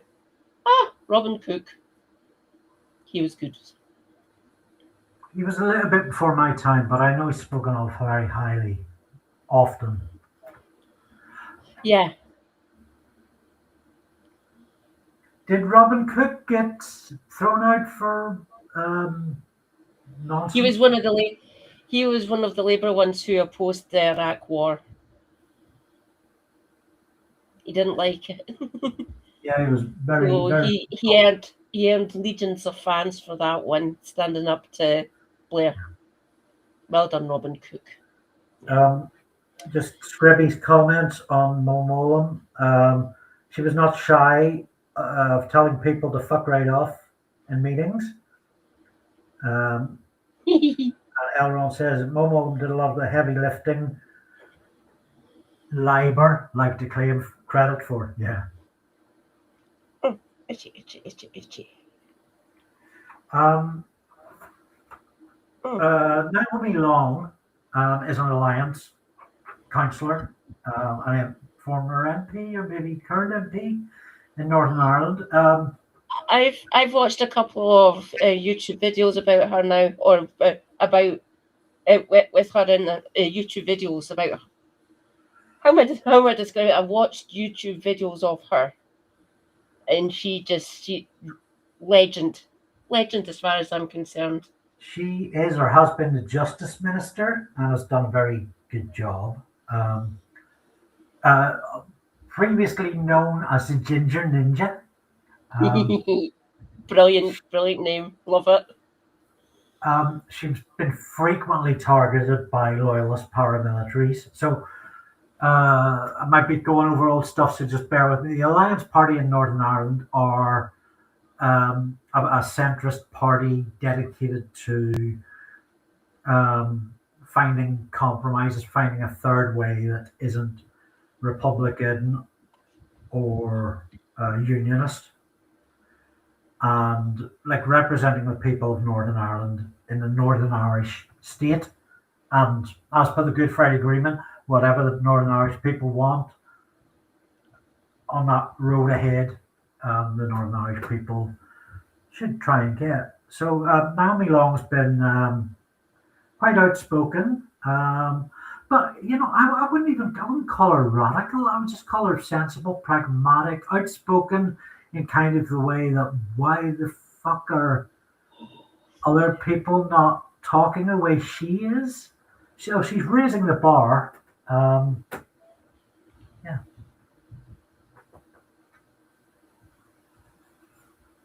Oh my God, he's from Bells Hill. I didn't realise that. Anything particularly impressed you about Naomi? Oh God, I've forgotten most of this. Shit, I can't remember. Fucking hell. I do apologise. Oh. I have one more Northern Ireland politician on my list, and there's probably others. I mean, you look at the architects of the Good Friday Agreement, people like John Hume, who really sort of went out there and made it a thing. But Saoirse Eastwood, who has probably popped up for a few of you, she did 3 sort of mic drops in the space of a week in the Commons, basically just yelling at Labour and the Tories for playing petty little games while there's actual fucking shit that needs to be addressed with, instead of this big Mandelson wank fest. Yes. Saoirse Eastwood has. I mean, I was bemoaning in this chat about 3 weeks ago that there is no Zach Polanski, there is no Stephen Flynn, there's no fire coming out of Northern Ireland, no energy, no beautiful people, beautiful vision. And Saoirse Eastwood is all of those. She has totally owned it. Definitely the highlight of the PMQs this last 3 weeks. Yeah.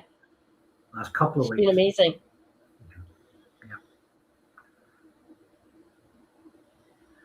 Yeah, we'll go back and hit.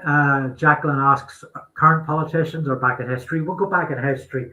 My political history is about like 7 days old. Put it down to like being raised in a creationist society.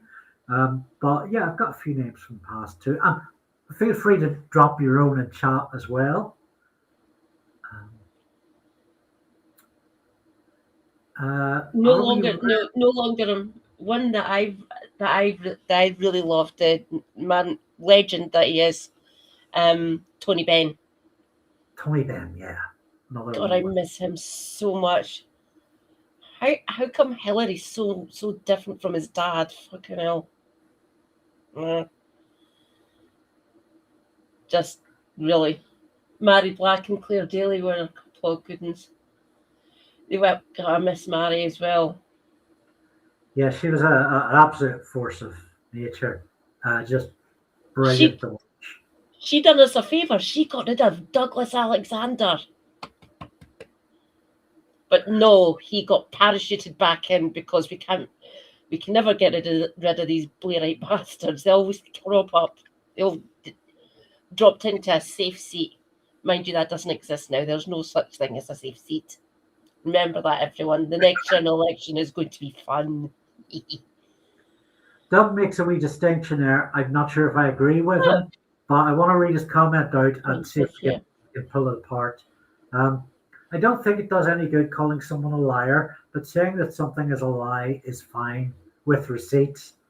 Also okay to say something looks like a lie is fine, in my opinion. Oh, yeah. But yes, Westminster is arcane. I think, so grammatically speaking, somebody that tells a lie is a liar. However, calling somebody a liar tends to infer that they lie on a regular basis. I'm getting into nitpicking because I'm a grammar Nazi. A liar kind of feels like a definite plural, someone who regularly trots out lies. Mm-hmm. So maybe I think Doug might be right with this one, as much as it pains me to agree with a reasonable, pragmatic voice in this instance. Did you see Stephen Flynn on the last PMQs? Stephen Flynn on my list. Yep. Yay! Yeah, he's great fun. Yeah, go ahead. He's coming back home, hopefully. Oh yeah, with any luck. Yeah, he's running up here, so he's coming back home. In my 90 seconds PMQs bit, I have Stephen Flynn voiced as you did. Don't dick me around, boy, and he just had this structure and visuals.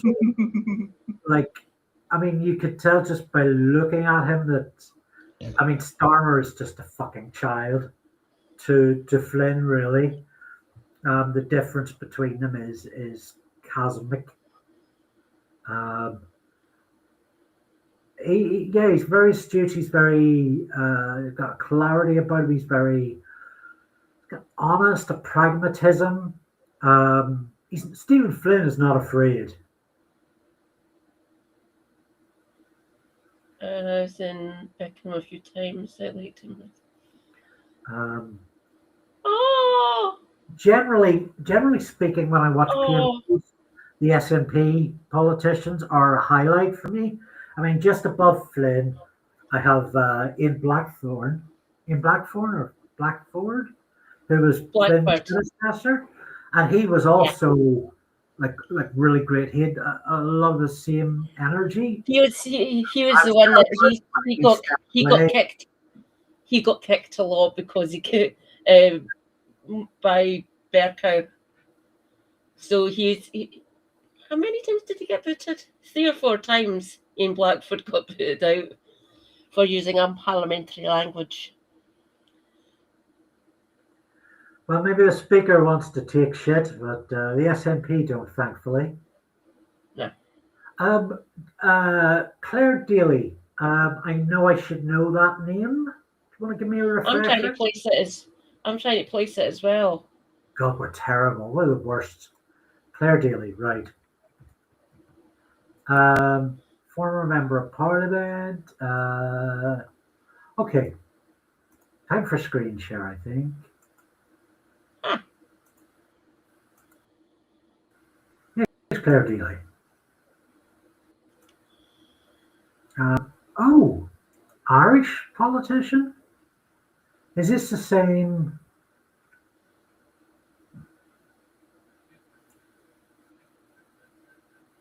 Oh, yeah.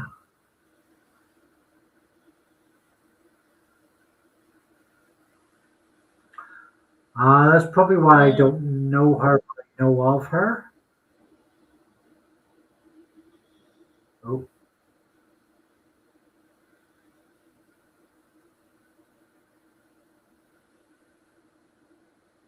not popular with the Blair out. Ah,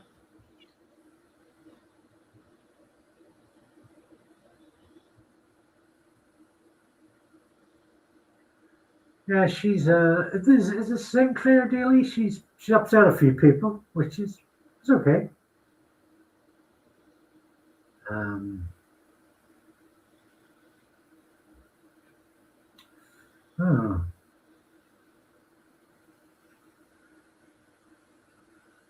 yeah, I don't huh. know. I don't know.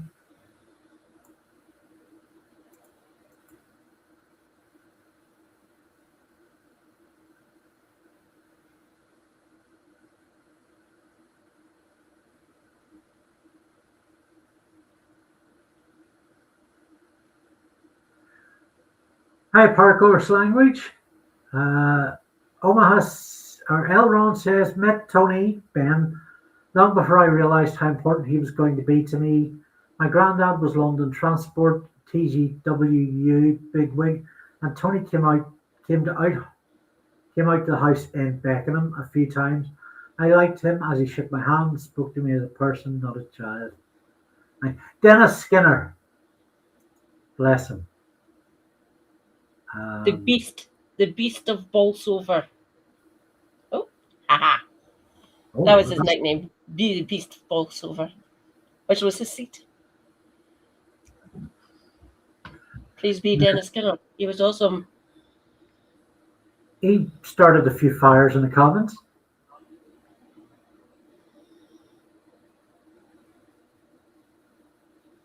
Claire Daly is a nutcase. Chatty Rat, glad to have you with us.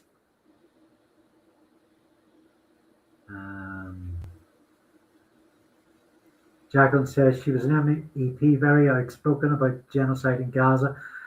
I think, and as Chatty Rat says, Claire Daly is pro-Putin, against Ukraine being assisted in its war against the Russian invasion. Yeah, that's what I read as well.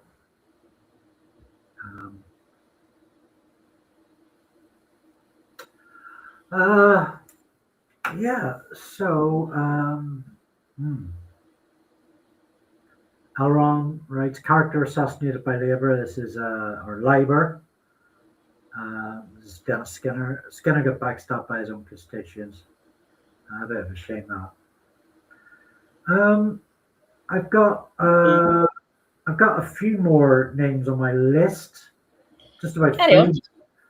We may as well polish that. Have you any more names? I'm trying to think of who I liked.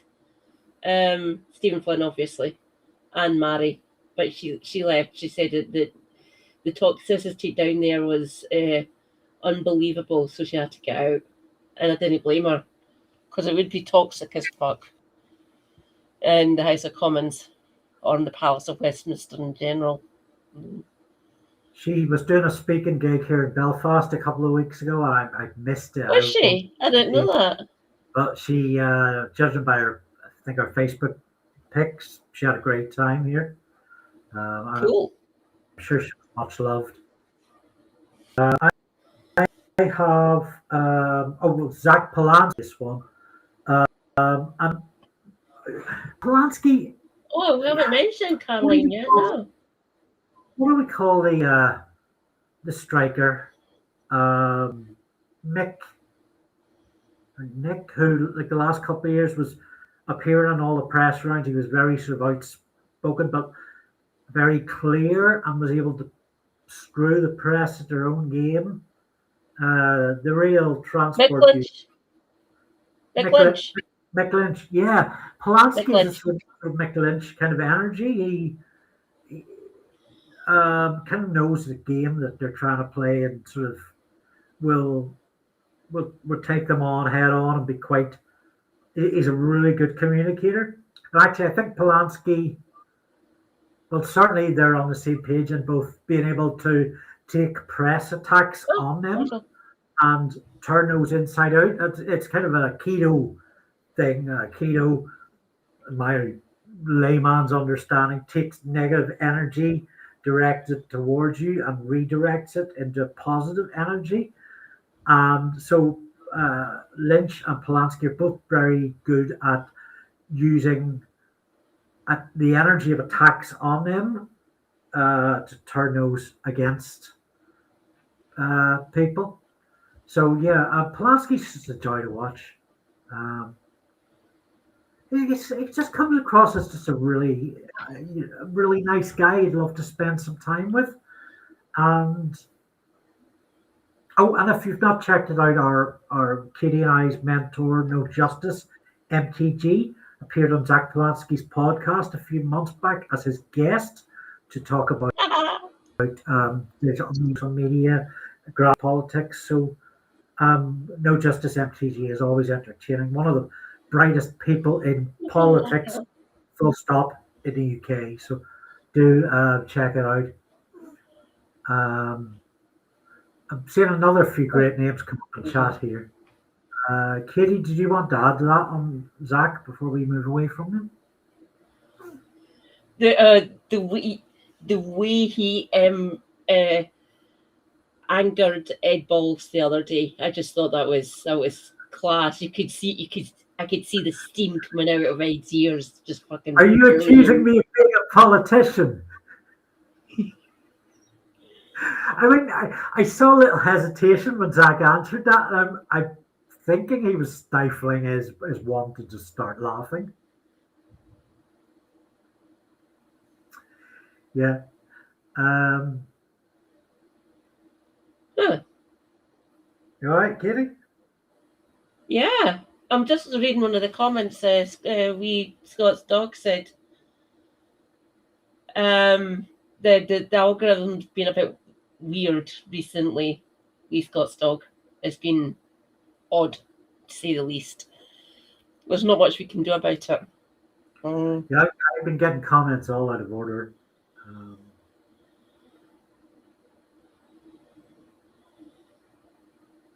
Yay! Thank you, Lucky Strike. Welcome to the chat.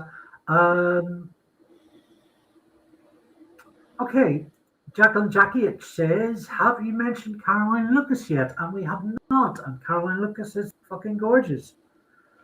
That was another one who was really good at cutting through the parliamentary bullshit and just getting straight to the heart of the matter.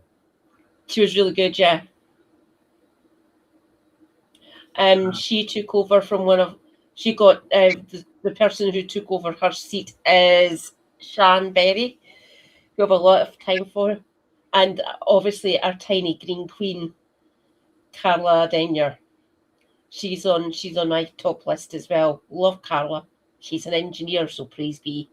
In the wind sector, oddly enough. We need more people like her.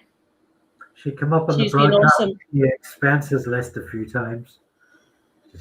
Ah, But she hasn't ripped the arse out of it like some MPs have. Caroline Lucas, I can't exactly remember off the top of my head her like poll ratings in Brighton where she stood, but she stood there pretty much unopposed for many, many years. I know there's a lot of Brighton and of course beyond. Yeah. I'm trying to. I think she was fairly popular. That's why Shan got in after Caroline stepped down and Shan got voted in. So she was probably rather popular with her constituents because she got returned every time. I can't remember when she entered the Commons. Give me one little check. Jacqueline Jackie H says Mick Lynch disqualified, but I nearly wrote him down myself. Not a politician, except in the act. Well, not a parliamentary politician. Actually, I think very much a politician in the actual meaning of it. Arthur Scargill.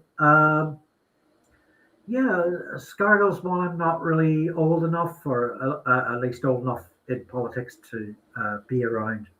I know very well thought of.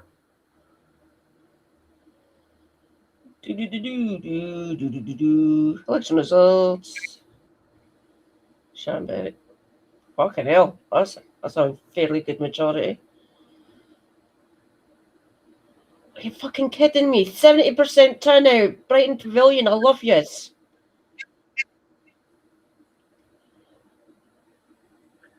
Majority. 70.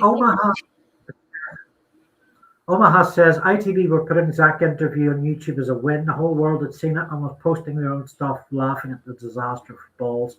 ITV posting it as a win. And this is very much the way these ghouls respond to getting their asses handed to them. Piers Morgan does it all the time. Anytime someone comes on his show and feeds him his own genitals, he comes out, he and his production team will put it on YouTube and say, hey, look at this wonderful Piers Morgan moment. You could actually literally twist them into a pretzel and feed them through their own digestive tract and they would claim it as a win. It's a really weird kind of conceit of, I was going to say TV production, but the next step of that.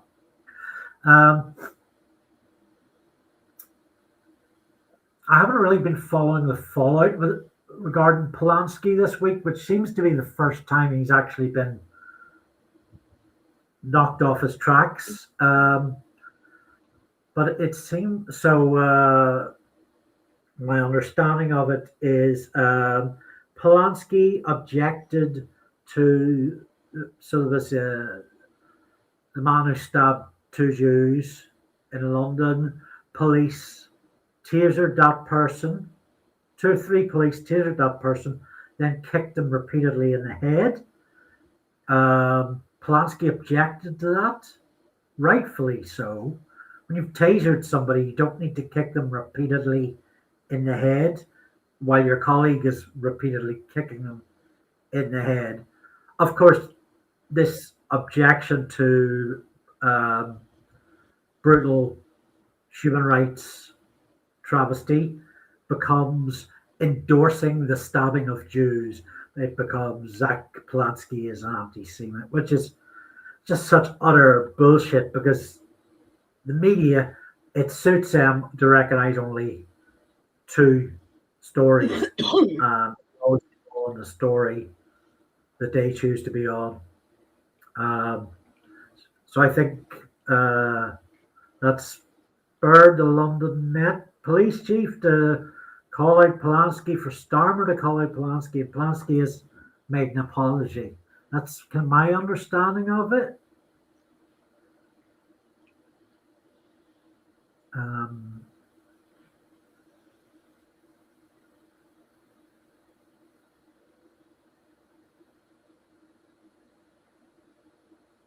Oh, yeah. Hi, Solid Snake. Welcome in. Welcome I think back. it's sad that Polanski has felt the need to apologize, but I can see how that would help politically. I think we should also call out that it's wrong of that police chief to defend such brutality when the criminal was already taken Cool. down. Thank you, The Susan. police did this, and let's not sort of do benefit of the doubt shit here. The media knew exactly what they were doing. The press, the police, Starmer knew exactly what they were doing. Benefit of the doubt is out the fucking window here. So it's our story that counts. Ours, not theirs. Fuck them. Yeah, the media attacks on Zach have been absolutely mental. Yeah, they're terrified. They are. He's not even in the House of Commons, for fuck's sake. Don't know why they're terrified of him. As Elron reminds us, this isn't the first time that members of the public have been killed by police. Yeah. ACAB, everyone. Remember that. ACAB. Dog rights media attacks on Polanski show that they are scared. Oh, very much, my friend. Was it Heseltine?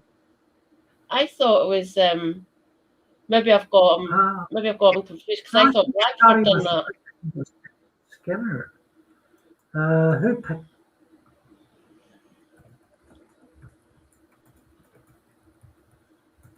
I thought it was Ian Blackford that picked up. No.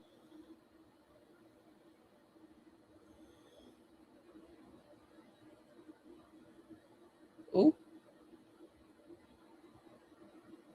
Andy's froze. Oh dear.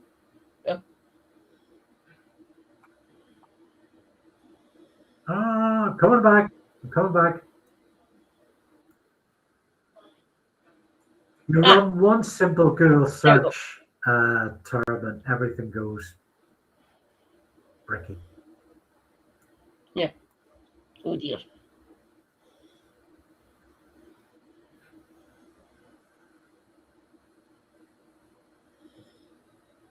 Yeah. Oh, okay. Can you hear me, Katie? Am I back on? I can hear you, stream? but you're frozen again. I can hear you loud and clear.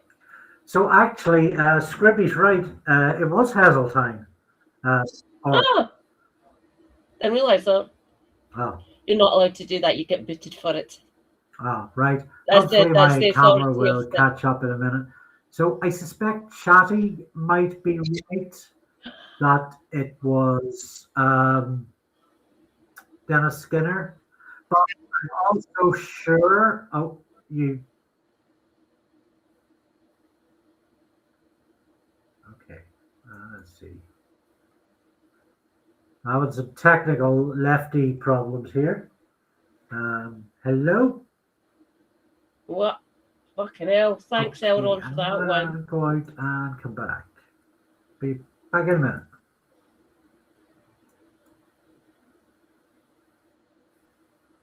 Might even get the Corbyn treatment. It's already started. A couple of Burks. It's a self-hating Jew and all that. We've lost an Andy. We're Andy-less.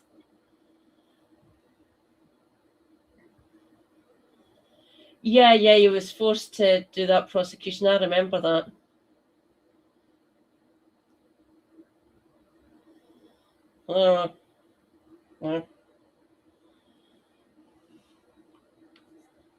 Another one that I actually who's in, Back again. welcome back! Yay! Yeah. We have an Andy. So, yes, you Google who swung the mace, and it apparently causes a whole Yeah, YouTube lapse. So I should have been locked up. page unresponsive. Started again. I can't see any comments now, but anyway, yes. Where was I? I was trying to investigate who swung the mace, and I haven't been able to verify that it was Skinner. But Heseltine got into an argument with Lloyd hyphen surname, double-barreled surname, and Heseltine swung the mace. That was about 77, 79. Bloody hell. That was a while ago.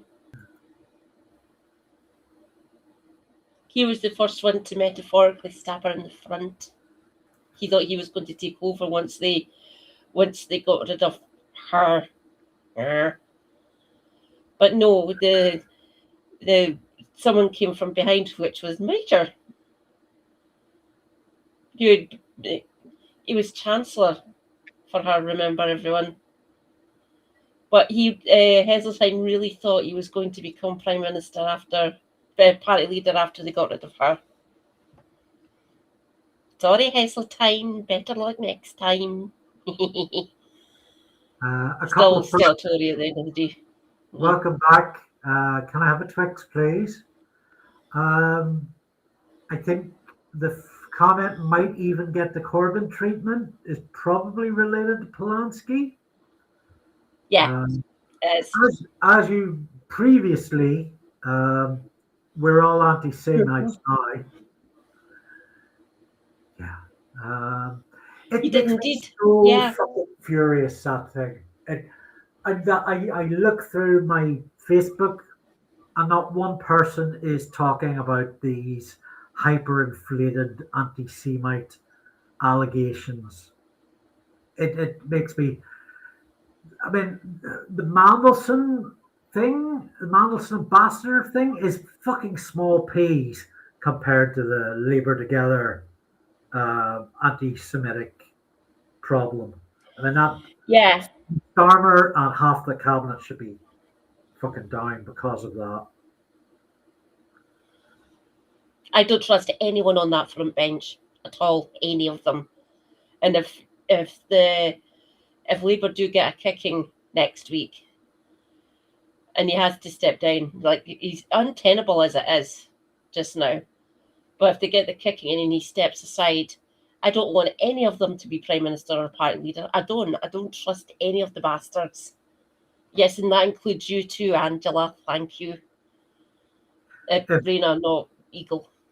I could benefit from another cigarette. If you don't know what we're talking about anti-Semitic hyperinflation, my big ask of you for tonight is to go and Google Paul Holden on YouTube and watch an interview with him. There's been quite a few.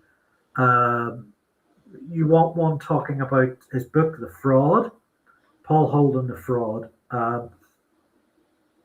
And it's just, it's not unbelievably just heartbreaking stories. I was a teenager. So when did you do the poll tax? 90, 91, 92? When was the poll tax, Andy, if you can remember? Yeah, I think it was possibly a bit earlier than that. It was mid-80s. So I saw... She used us as guinea pigs. Thanks, Maggie. Get wrecked. Yeah. I mean, Both of our poll titles. The poll tax wasn't put in Northern Ireland. As far as I know, we don't have it now. Oh. I can't remember if it was ever put in, maybe because we're too fucked up already. But I do remember seeing the the pictures coming over from mainland Britain and thinking, well, we're not so different after all. They're into all the violence and fires and police brutality as well, just like us here in Northern Ireland.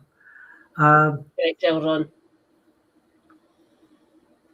I remember hearing about.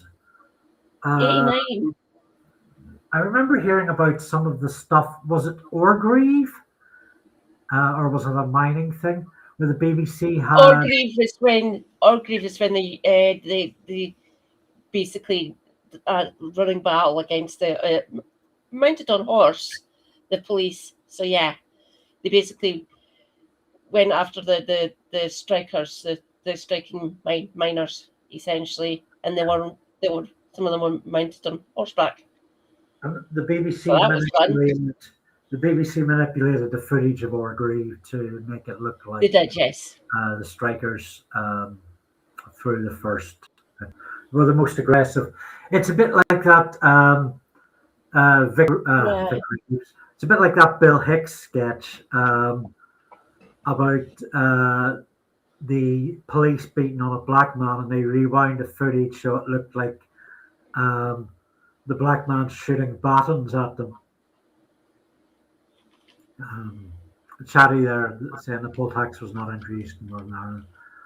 And yeah, we're the better for it. No poll tax, no water bills. I don't know. Orgreave 83-ish? I don't know, Doug. I think it's probably later than that.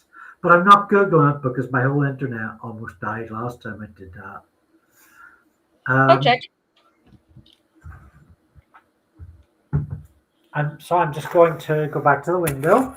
If you're just joining us, we've had a very nice stream tonight. We've kind of been taking a 10-minute break for the last hour, but we spent the first sort of 90 minutes with a couple of Burks joining us. A couple of Burks does, I'm told, a wonderful YouTube channel looking at right-wing filth. And we went through maybe about half of Labour's Reform Revealed infographic dossier.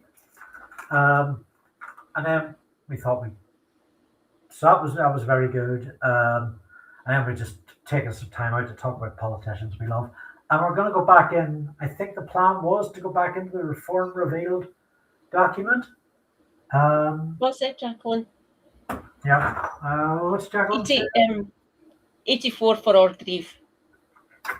So the minor strike started in 83, so it was 83 and 84. So Orgreave was in 18th of June, 1984. Thank you, Wikipedia. Fucking mental. Yep. Doug's just worked it out too. June 84. So Scott, yeah, you said that, didn't you, Katie? Scotland was first used with the test ground. Yeah. We were the test ground for a lot of her policies. It's like she hated us or something. Who'd have thunk it? We're delightful people. Stop using us as guinea pigs, Maggie. Please, you bitch.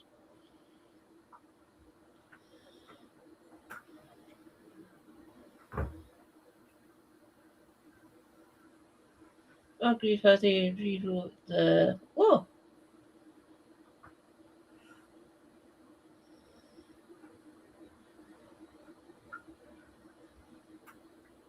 So if you're just joining us, Katie Marshall is a disabled Scottish feminist Marxist who runs her own nocturnal transmissions. Oh God, that sounds dirty. On Twitch and on YouTube. I mostly am just on YouTube tonight. This is going out to Facebook and LinkedIn for some reason, but we can't see your comments, so they need to come to us through Katie and my YouTube or Katie's Twitch. And I don't know if we can interact with all the comments other than reading them out. I'm a video producer, I guess. In case you didn't know, I've been accepted into a master's in film and television production in September with the Ulster University. or whatever is left of it standing after the 450 job cuts. And I make a weekly comedy magazine show about media and politics called Screen Cleaner, which went out earlier this evening, and you should check it out tomorrow if you're not watching the Sunday comic, which is my Sunday weekly review of underground indie British and Irish comic books. Tomorrow's features a interview with Scarlett and Sophie Rickards, who are behind the Ragged Trousered Philanthropist adaptation, along with a British Book Award nominated new piece about Carrie Holdsworth. Yeah. So, yeah. I will be back momentarily, Andy, okay? I will find a way to keep talking. Or maybe Thank you very much. Dance.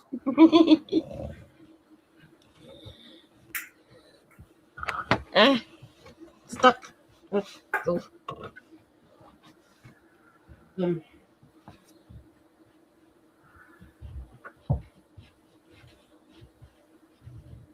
So how's everyone tonight? Everybody good?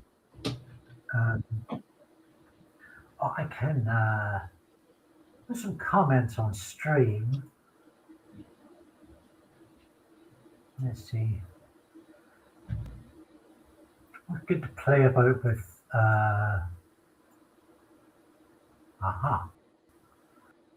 Can move them onto Katie's chair. There we go. New comment display here. Apparently. So yeah. New comments that I can't even see until they're on screen. What is going on? Streamer fan game. Oh no, these aren't real, are they? There's Omaha with a genuine one. It's clicked into place now. Okay.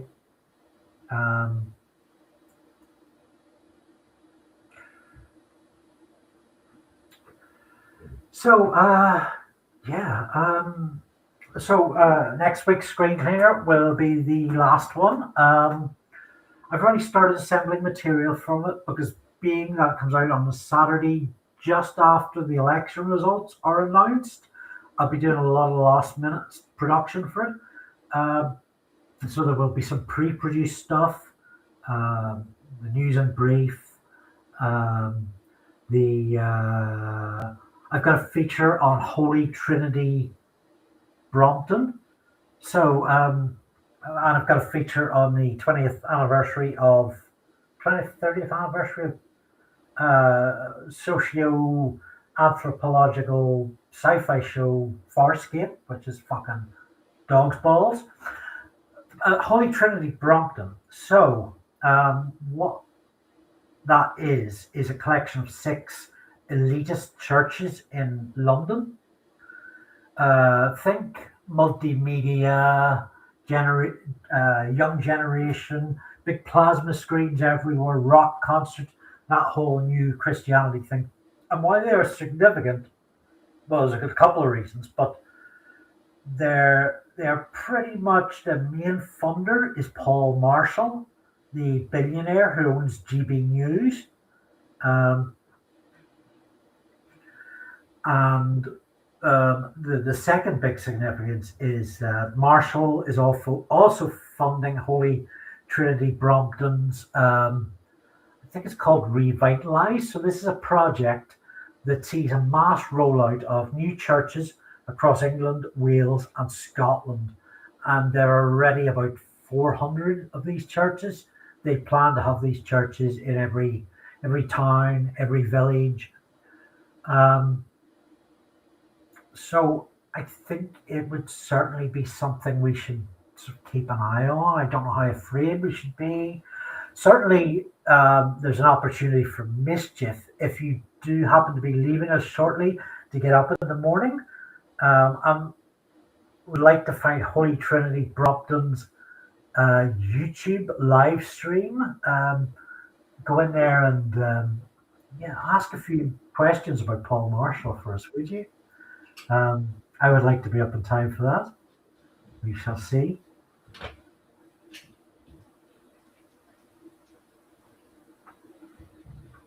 And there will also be a extra special screen cleaner feature during the week. Of some stuff I couldn't fit in. So I have a piece of written and footage gathered on the 6 mayoral elections that are being fought this week. I think all of them in Greater London. I have done a comparison of the Reform and Green candidates and those most likely to win those seats. I mean, next week's going to be a bit of a watershed moment, and I'm not convinced it's all going to be good. I think it's quite bad, actually. Are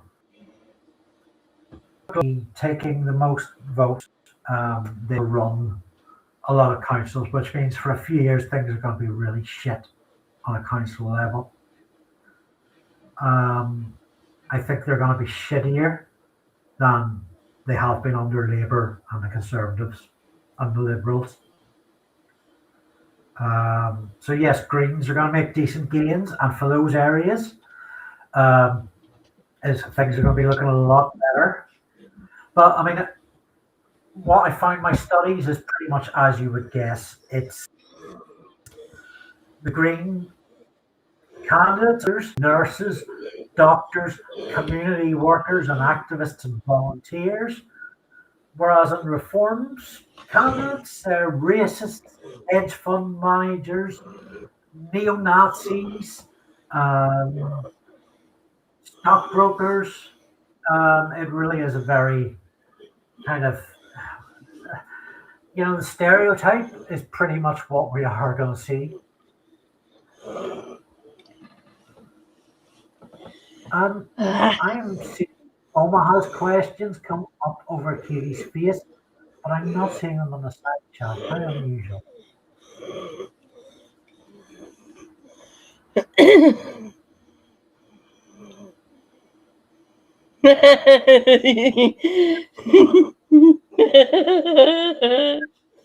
Oh, that's funny, Suzzled.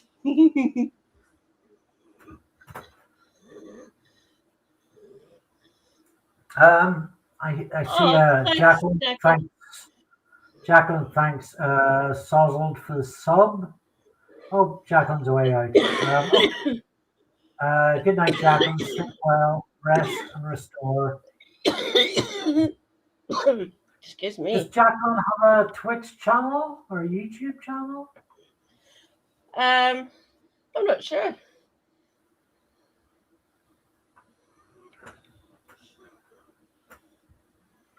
I'm gonna pin that message from Scribby on Gareth Pierce, human rights lawyer, who we might look into later. That'd be awesome.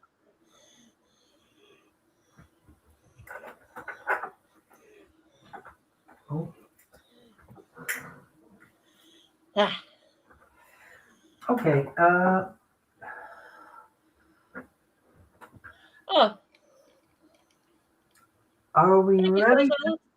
So somebody shared this link earlier on Steve Hammond, Reform's candidate for Homewood and Beerley, from Dorset Eye. So I think we're just going to take a quick read. Yeah, nice picture there. He looks like a healthy man. Two necklaces. Does anybody? Is one necklace not enough? I only do one necklace. I think that's enough. Hi, old friends and family.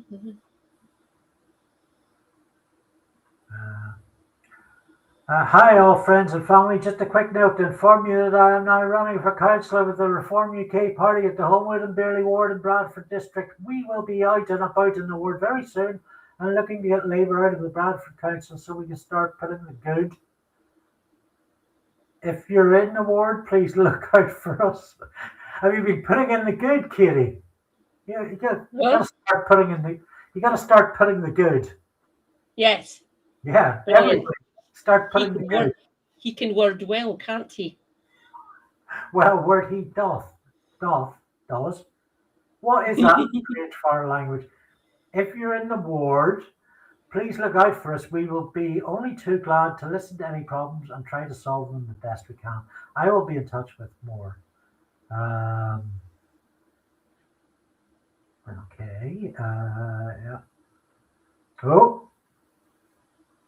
Stephen Hammond getting taken down by a simple spam. No longer on Svei's account.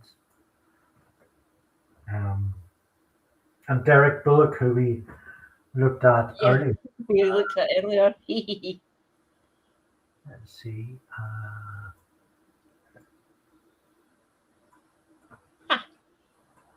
Does this return us to giant size? It does. Ooh, we're big again.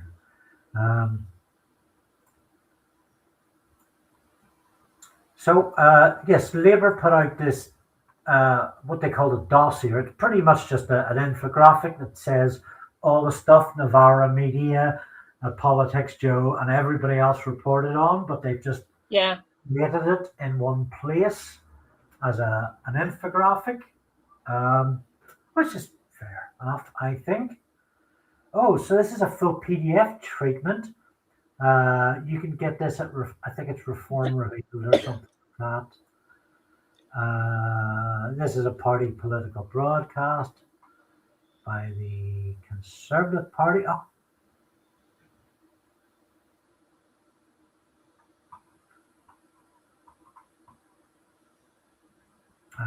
There's Asa Downing, who we didn't get a photo of last time. We did look at them earlier.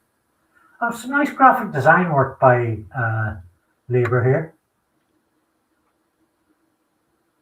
Spamming some emotes for the algorithm. Thank you, James.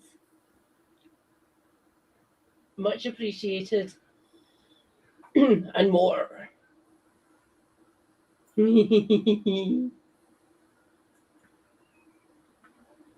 Thank you for the emotes.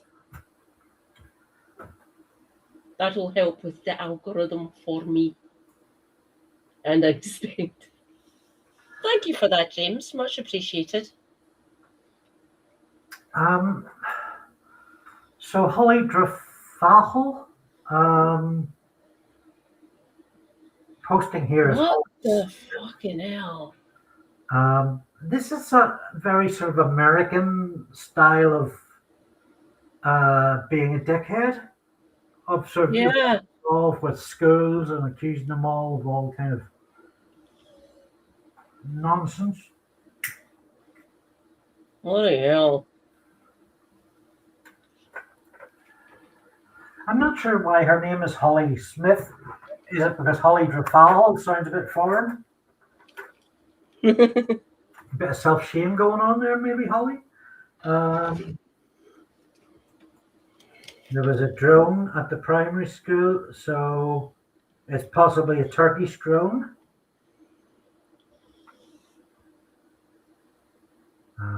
A possibly Turkish man flying a drone. Okay. Landscape photographer. Ricky Rands. Stevenage. Oh, Jeds.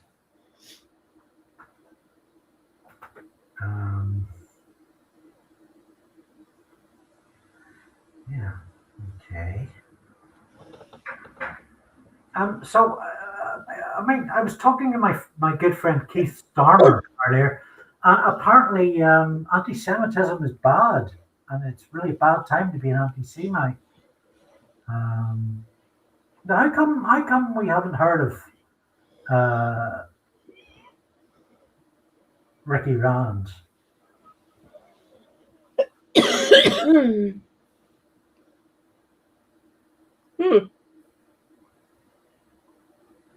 Maybe that's what's fun. How's your geography, Katie? Do you know any of these parts of England? I guess they are England. No, some of them I do. I can't remember where Stevenage is though. My English geography isn't that great. I rely on my chat to help me. If anyone can explain to say where Stevenage is, please, I'd love that.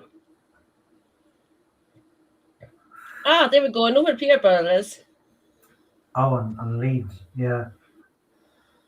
I was in halls of residence with somebody from Peterborough, and he said that was 2005, and he said it was a racist shithole back then. And that's not going to win me many favours, but hey, they're bringing us down. Both stood as candidates for the Christian People's Alliance, a party that wants to criminalise abortion and IVF in all circumstances, repeal same-sex marriage, and legalise civil partnerships for siblings. Legalise, that's an odd advocacy of incest, but yeah, I do have an opinion on that. Bloody hell. The Christian People's Alliance popped up a few times in these candidate elections. So they're still about, they're still a thing. Christ almighty.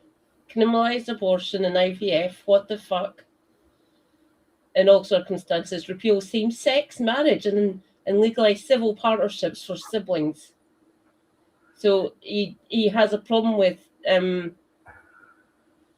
same-sex marriages, but is all right with promoting incest. Delightful.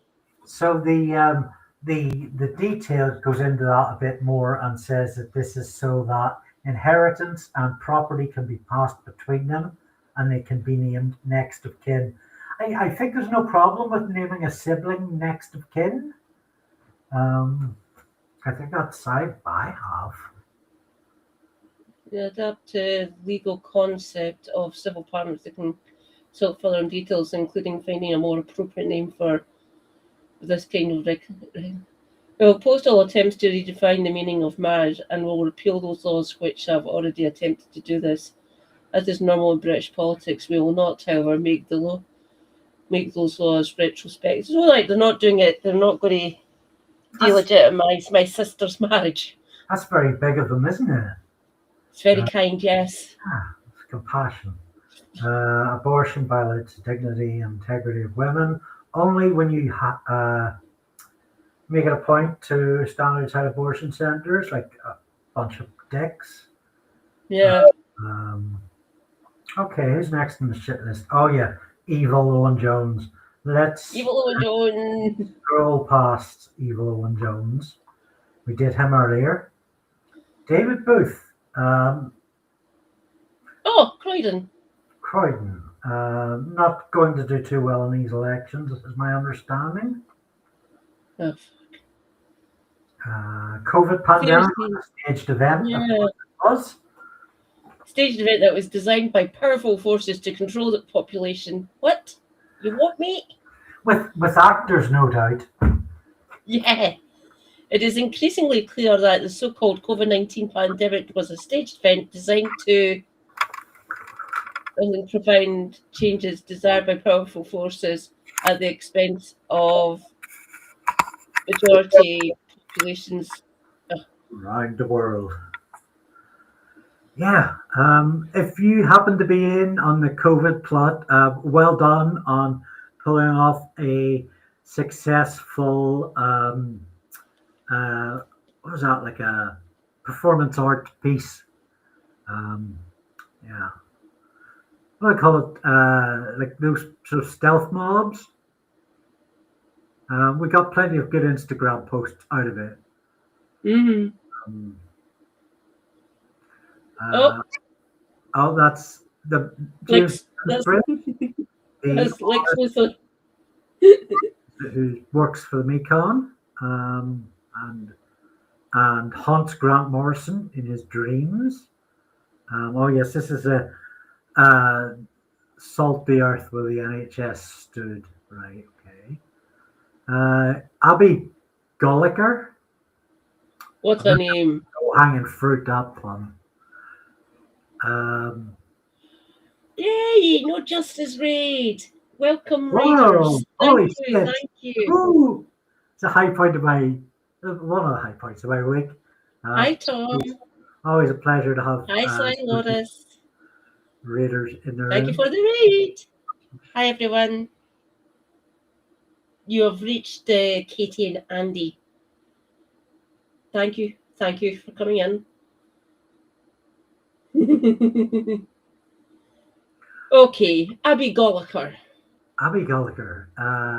Where is she? Lewisham. Yep, good Tommy Robinson fan, Lewisham. I think might also be another reform strong point. Certainly, it's in my studies and in this Labour reform infographic PDF. Lewisham's a place that comes up an awful lot for the worst of the reform bunch. Yeah.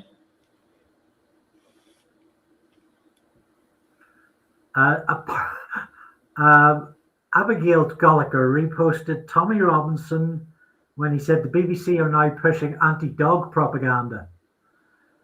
Yeah, that's the BBC all over. They hate dogs. They're always out chasing dogs around the gardens and streets, telling them to sit down. Yeah, dogs never sit when they're told to.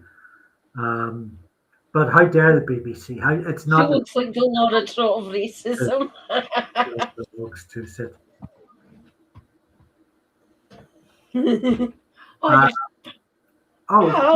Here's a fun quote. I was annoyed that the Queen said we should all get vaccinated. I like the Queen. I used to be in the army. I could have been blown to smithereens in her name. It's up to the individual whether they get vaccinated and nobody else's business. Except for the killing of other people. And you think if she was in the army, she might know that. But obviously she's a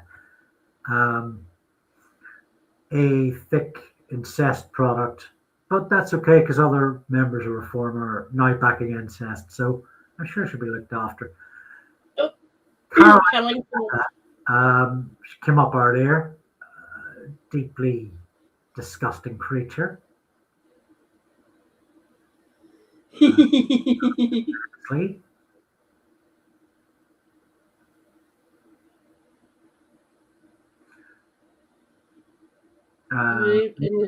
Fucking hell. Big upping Paul Golding, the current leader of Britain First. Kezia Noble, we looked at later.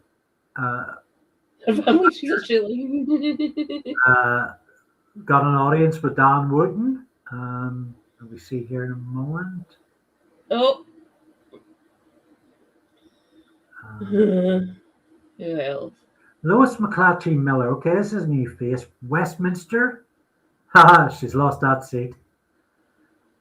Maida Vale. Fucking hell. McClatchy Miller worked for Alliance Defending the ADF. Oh, fucking hell.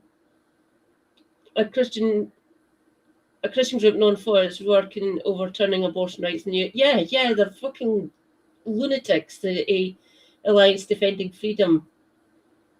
The religious fundamentalists, and they've been pumping money into like the far right parties over here for a good few years now.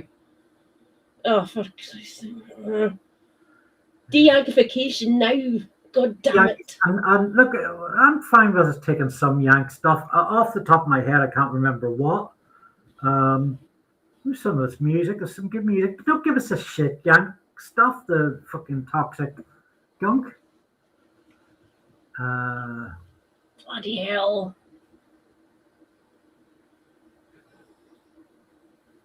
Oh, McGlasgow face. It's called Big Pharma, apparently. All right. Okay. When you look at what happens, someone suffers a trauma of rape and then has a trauma of abortion. That's just two traumas, one after the other. We're assuming that that abortion is going to heal and remove what happened, and that's not true at all.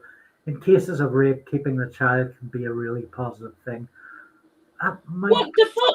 But I'm fairly sure it's not your fucking call. It's the same other fucking. Yeah, I've come up with a phrase for these pro-life fucks, body jackers, and essentially it's Yeah. exactly what body jackers, uh, controlling, forcing, coercing how other people move their bodies about. I've managed to draw my own sort of unique. I'm not a woman. I'm never going to go through this. Yes, Lord. Sly Loris. I haven't been a primary rape victim or survivor, but I suffer from epilepsy, and I think, and this might appeal as a perspective for anybody suffering a disability. When I have an epileptic seizure, I'm not in control of my body. It's some other force has taken it over. And so it's like the condition has body jacked me.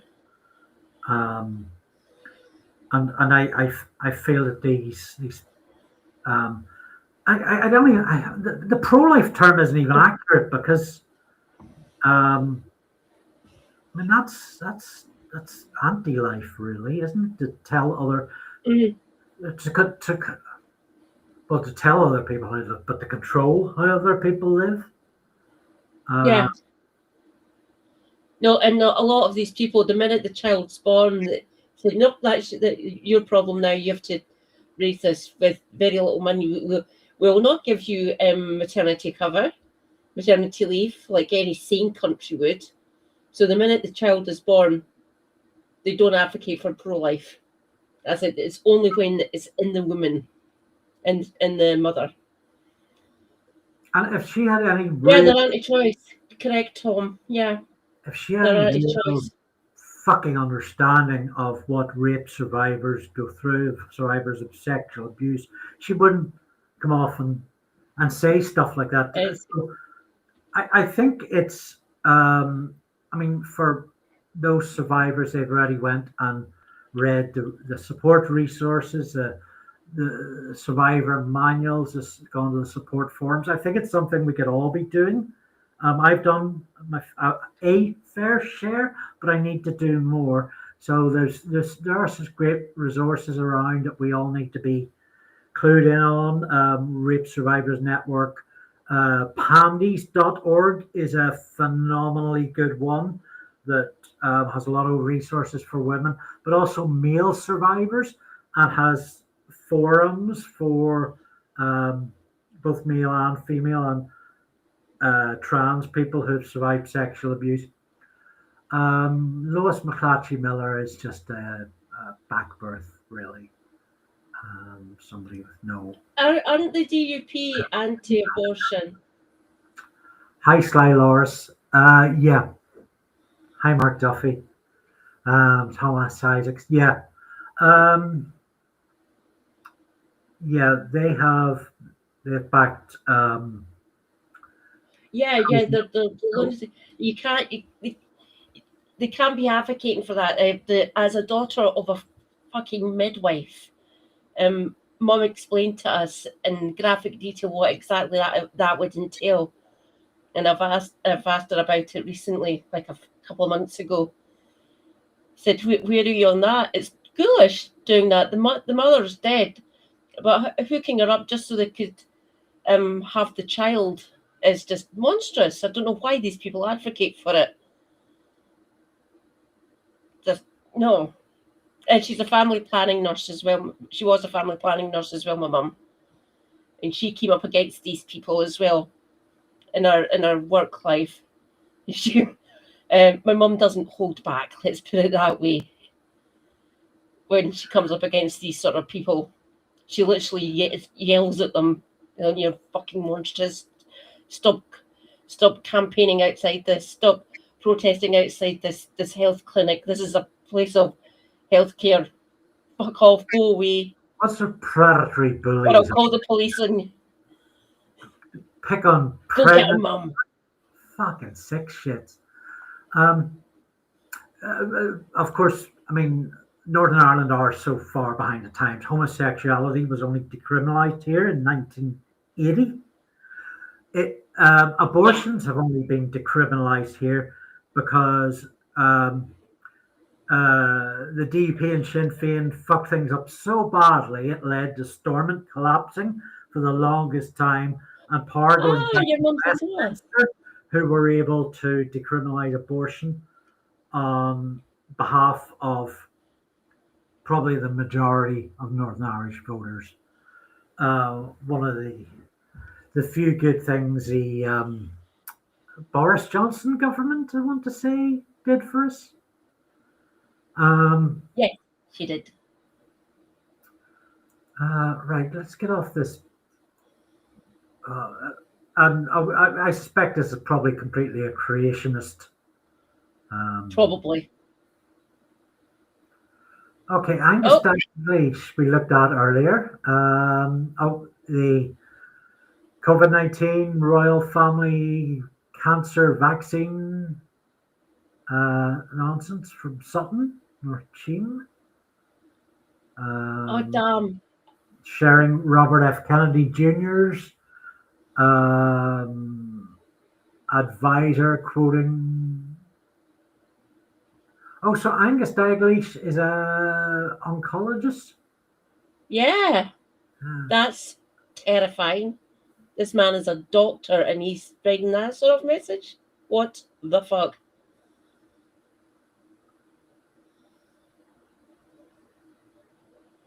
Axel Yeah. Ty. Oh, Axel Ty. Here's a new one. It's in Penshaw and Shiny Robe. Shared a picture of the anti-Semitic Freedom for Humanity mural and COVID-19 conspiracy theories. Oh, for fuck's sake. They're all COVID deniers and shit. This is mental. Nice chap. The Labour graphic designer has really pulled out all the stops here for Axel Ty. Yeah, it's that one. We are getting exterminated. We are the carbon the governments of the world want to reduce.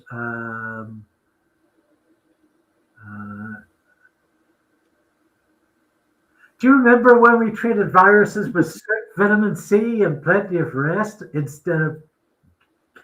I can't. What the fuck?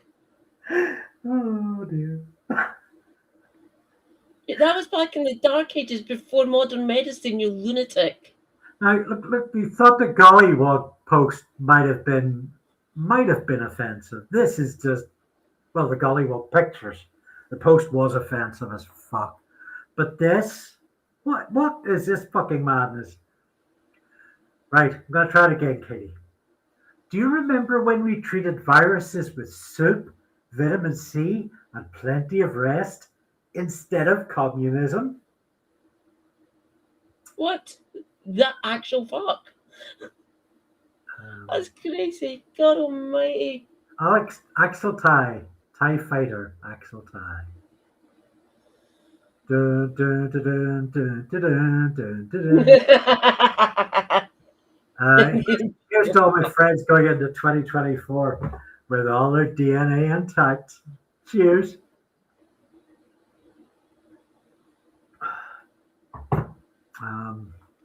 Oh God, yeah, it's terrifying. I think about it every now and again, Tom. Yeah.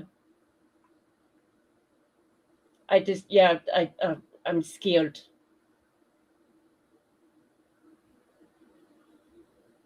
Vitamin C is a good preventer. It helps bolster the immune system, but that's intake before it, not treatment for when you've got a virus. I need to educate these fucking idiots. Jean Crook again. Yeah, I mean you're right. We kind of do, but by the same token, I mean I think fuck them is a rational argument.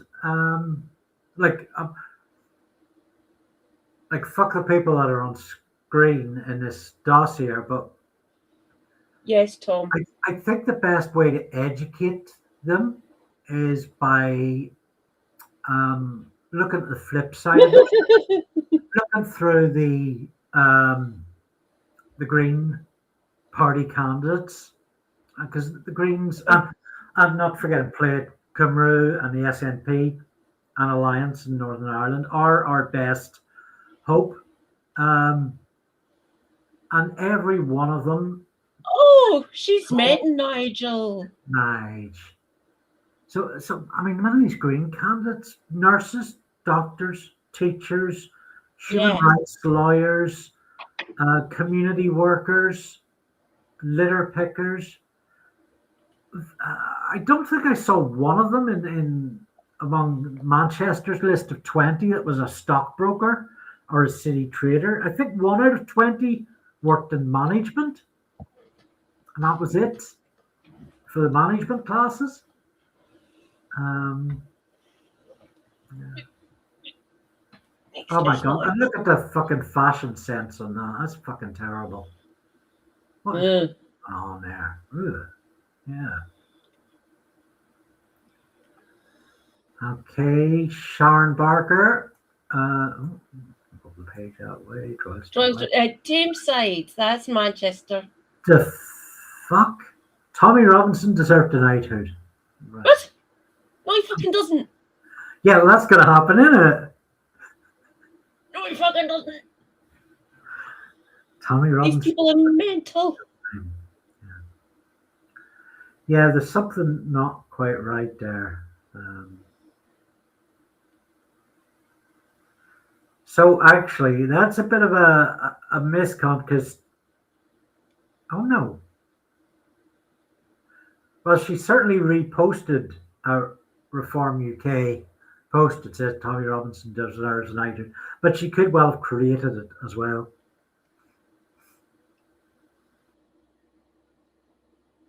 Oh, we're Andy-less again. Shit. They ran out of sock puppets.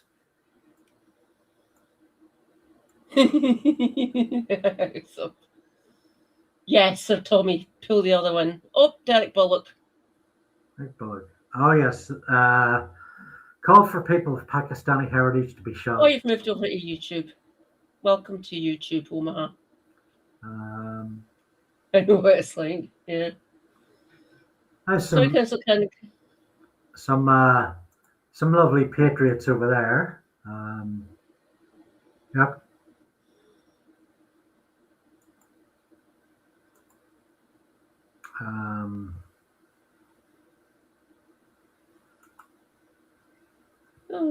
Don't. You'll never get a knighthood. Yeah. Okay. I'm going to try and catch up on some comments and see who's still about and what they're saying. Elizabeth Clark from Bury Besses. Oh, are you okay there, Kitty?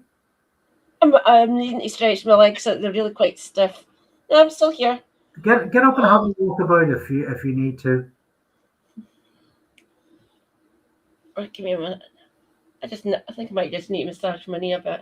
Holy fuck, that is hot. Oh dear. Okay, the outside of my right knee is fucking roasting. That's not good.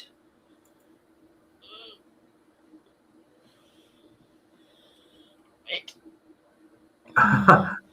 Jim Speak writes, I blame the vetting company. Yep. Well, of course, the person that is handling, there's one person handling however many, Reform must have near 1,000 candidates or more. And the person vetting is either also on this list or has said a bunch of racist pro-Putin things himself. So, yeah. Vaccines didn't kill children. Fucking lunatic.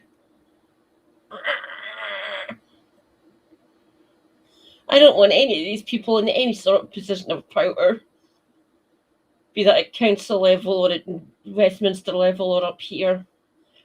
Thankfully, they were not, all the Reform candidates.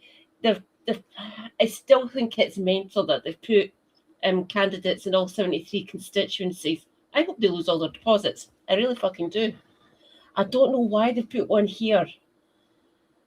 We're left wing. We will not vote reform in this area. Trust me. We barely vote for the Tories or Labour here. I suppose that's the upshot in this dossier, that most of the people in this will not get elected and will lose their deposits. Good. Because God these for are that. the worst of the worst. So, I mean, I imagine maybe 10 or 20% of them will get elected. Because Protecting grannies was fucking I hell. have no faith in humanity. I know anymore. 0% of them are going to be in power, and that's a terrifying thought. Correct, Tom? It's fucking. I don't trust these people. I don't like them. But yeah, it's going to be fucking horrible.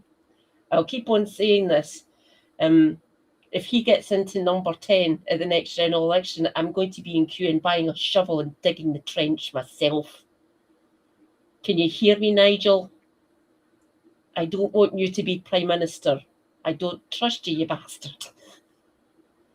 And some of the 6, is it? 6 have had to step aside because of shit like this. Mostly racist, mostly Islamophobic and transphobic as well. Some of the comments these people have made up here. Your due diligence is shit, Nigel. I'm just reading Tom Isaac's comments. Sir Tommy.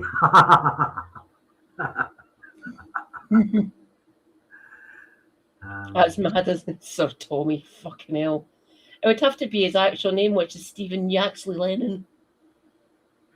Yeah.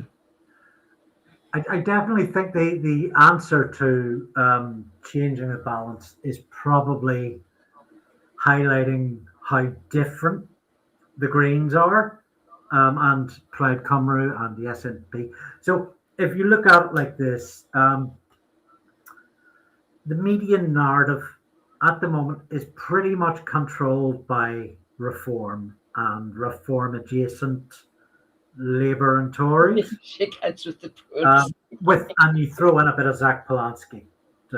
He's their sort of he's the flavour to their tofu, or the spice to the meal. You know, you've got to have one straight guy, one guy talking sense, right? But the reason, so they Reform and Reform adjacent get so much media coverage because of nepotism, but also because that they say nonsense like, "Hey, I'm Andy. Look, my willy is a gun." Right? Well, that kind of got some of the chat's attention. That or, do you know what I really fucking hate is ladybirds. I want to kill all ladybirds. I was gonna say that. What sort of sick fuck would say that? But that's something you can put in the front page of a newspaper. That's something you headline on Sky News. But what Polanski is opening up the narrative and saying, I'm a nice person. I've got good ideals. I've got optimism. I've got vision. And that's, let a little bit of that in, suits the news narrative. The thing is, so many others in these progressive parties that we're all going on about, you know, life would be much easier if they're in control. So many of these other representatives of these parties have the exact same outlook that Polanski have the exact same experience, even better than Polanski. It might not all have his media charisma. I don't know. And that's kind of the point, because they don't let them in. So it's up to us in the independent media and that to project that green plaid SNP vision. And when I say us in the independent media, I don't having a podcast or YouTube, just commenting. If you've got a social media account, just, you know, you don't need to be a whiz with video editors or that. Just making your voice publishable is a thing. Yeah. Oh, sweet. Anti-less again.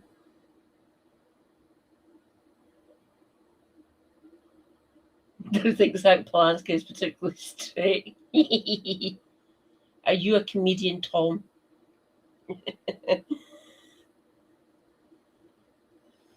Oh. Yay! We have an Andy again. Oh, Right. they took me down for that rant. The Illuminati took me down for that rant. What the actual fuck? This video claims that 5G waves cause intense heat and pain because sweat glands on the surface of our skin act like mini antennas. Sweat glands aren't on the surface of our skin. Thank you very much. They're a little bit deeper. They're a few layers down. Thank you. And none of this 5G nonsense again, please, you fucking lunatics. The body doesn't work like that. So who's this? I need to teach biology to these people. What the fuck? Trevor Jones. Yeah, I'm fairly sure I've seen his name pop up a few times. Have you? Right. Yeah. There's another one Nigel's happy to pose with.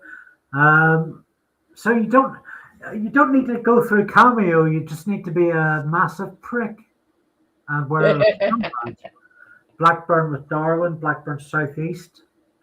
Oh yes, this is the guy who decided he would use the N-word repeatedly. Was he the Gollywogs guy as well? Obscure West Streeting joke.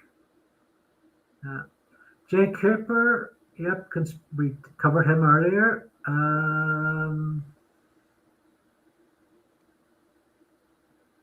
David McCulloch. Oh, Manchester City Council, not the GMC. Share Islamophobic content and posted out watching Tommy Robinson. Oh, no. You're going home in the back of a cop car. And is, to be fair, that is actually funny. You think I'm a terrorist, but I identify as a firework. I'm amused.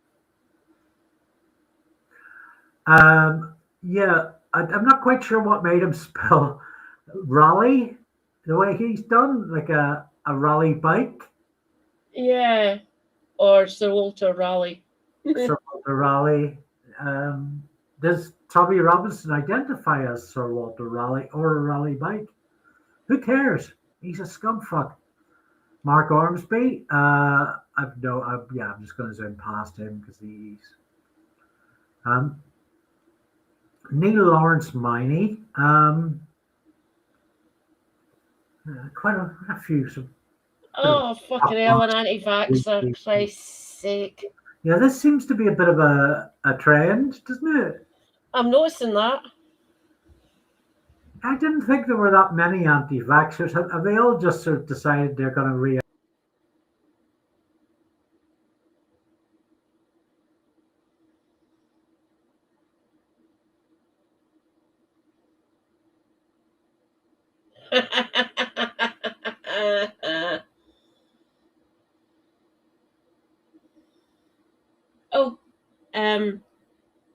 the Canary and others? But is that pretty much all they could find? One post? What? Oh, fucking hell. Neil, you're a nutter. Nutter. Nicholas Guy Robinson from Sefton in Kew. Islamophobe. Oh, another Islamophobe. Brilliant. I think Sefton is one of those areas where Reform have a foothold. So we could be looking at this SWAT getting in. 2 rights, only 1 0. Hi, Tom.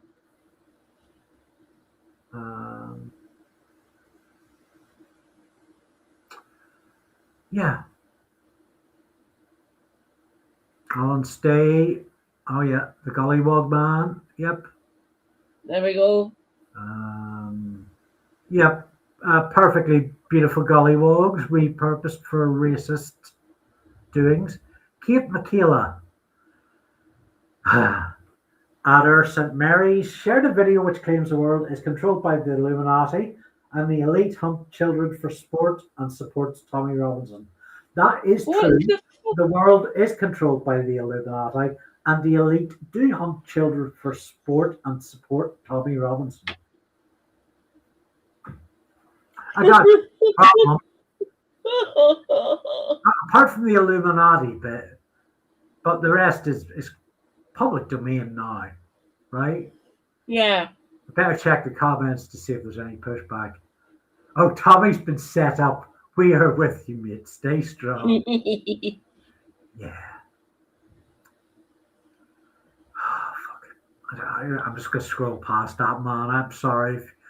If you were expecting deep political analysis at this point, my stomach's ill. Ricky Hodges in trouble this week for hashtag Islam is a cancer. Christ almighty.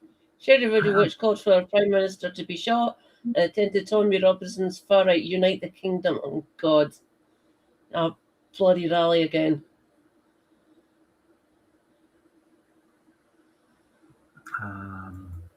Yeah, so 3 weeks, 16th of January, February, March, or was it April? 16th of April. He was reported. Nigel assured us that day an investigation was coming because it's been like 5 years of this shit. The Arrow is there. Oh, Mike Mendoza. The Colonel, yeah, don't order Just Eat from this fella. Yeah, again, not much. We know it's the moonless and people controlling the world. Looks like the closer version of Peaky Blinders. And the Basingstoke. Agreed with Andrew Tate's comments that women bear responsibility for sexual. No, they don't. No, they don't. This is the most depressing live stream ever.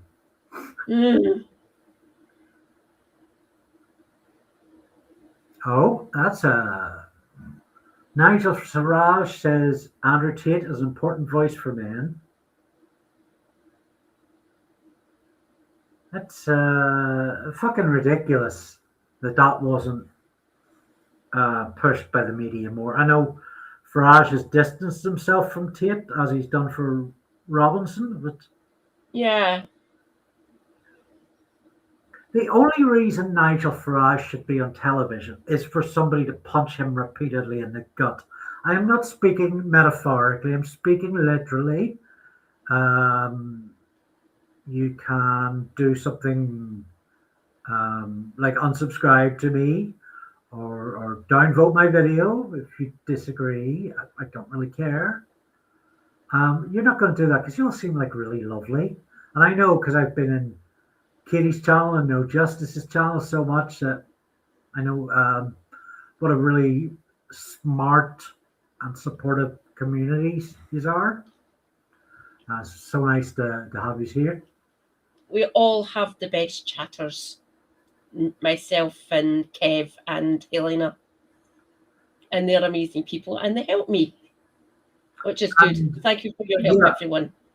Especially you, Jim. You're awesome. One of my favorite things about this week has been being invited onto the Turn Left Discord group. Yay! Where it's just a wonderful bunch of people who have been really supportive of my efforts, who feel like my tribe. I just get to hang out with them when I have the time.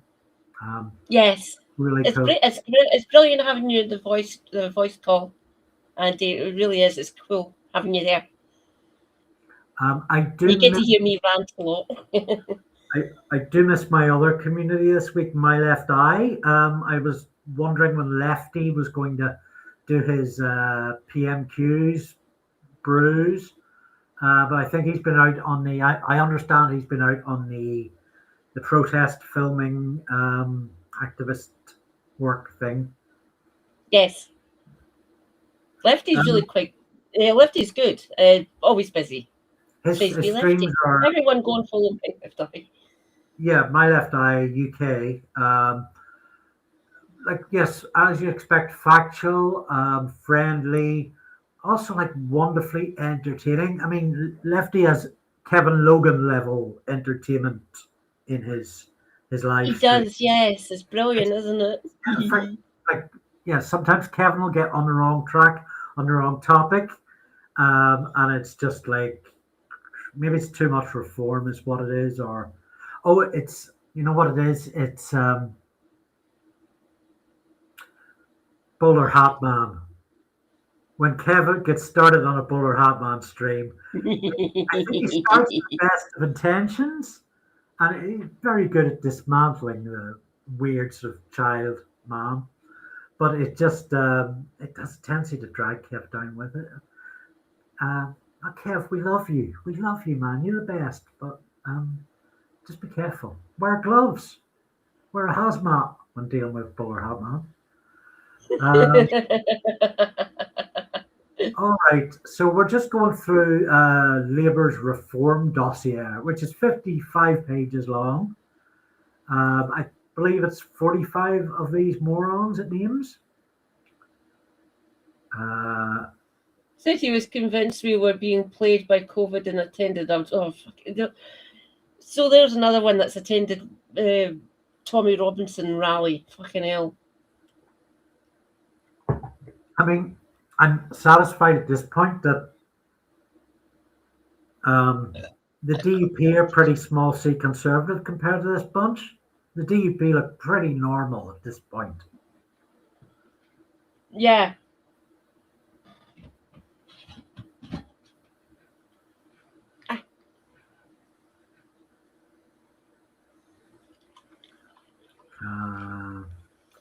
Martin Costello, Swindon, Badbury Park. Fuck. Did some work in Swindon. Aldine and Lydon. Described Russia as a liberator of Ukraine. Supports Tommy Robinson. Anti-Semitic comment. Made anti-Semitic comments. That's a very weird photo of him, isn't it? He's got one big eye and one small eye. Yeah, it looks odd.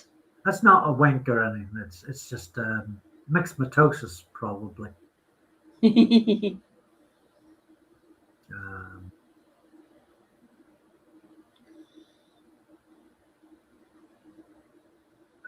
That says why people were clapping the hashtag NHS.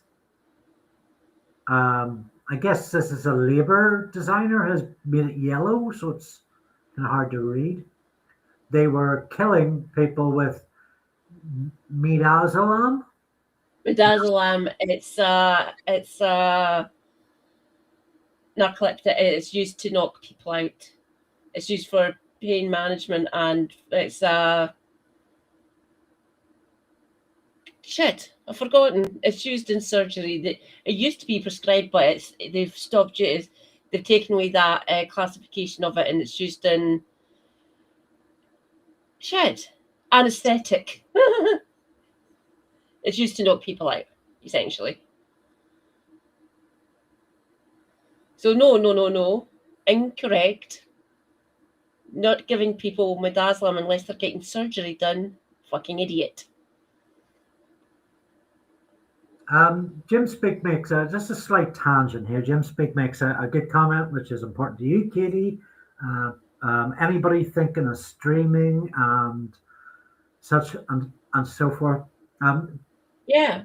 Jim Speak is Omaha. Join a bunch of leftist Discord servers, and you'll soon get the idea. We have computer specialists and chatters who can help you connect. And I know you have some you're experimenting, Katie, with editing, and you do a lot more tech fuck ups than I do. But I mean, you're streaming like 4 nights a week, and no more, I hope.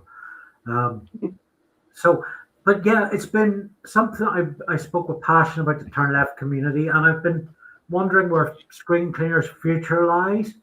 But I know that I can go into the turn left community at some point in the future and just chat with them, throw out some ideas, some suggestions, come to them with my problems about running such an industrious magazine show. And so that input's really, really helpful. That, I mean, you know, we're all politically on a similar page or close by. We'll communicate. And with that sort of socialism, we've all got these skills that we can share with one another where there's the time available. We can help one another build stuff. We've been doing it all along quite well. So I like that continues. Okay, who's the next pro-Russia, pro-COVID hoax? There's Rothschilds with a wrong use of the apostrophe. They patented the COVID-19 biometric tests in 2015 and 2017. They knew well in advance what they were planning to unleash in 2020. So That's bollocks. That's So- bollocks. but biometric tests doesn't necessarily mean, so you're testing for a disease. It doesn't actually mean you're going to release a disease. Testing for it doesn't actually mean having like enough quantities of the disease to sort of infect a population of a village, let alone the freaking world. Yeah. And also, they knew well in advance what they. Why are you putting what you're saying in parentheses? It's not like you're quoting from somebody else. We have to do that. Or are you? I don't know. Right, who's the next prick? We'll return to happier stuff soon. Yeah, actually, maybe very soon, because this is starting to get really, really depressing again. Share content that described the UK as a shithole and advocated for Muslims to be gone and for a ban on all immigration from Islamic countries. Maybe. Do you know that there's maybe Muslims in every country? If he thinks so highly of Britain, the UK, why doesn't he just fuck off? Maybe Yeah. no other I countries. think it's a shithole. Go away. My city is not a shithole. Thank you very much. I bet. I love my city. Looking at a photo of him, I bet he has a very peculiar smell. Well, Quite unpleasant smell, I think. Oh, right, okay.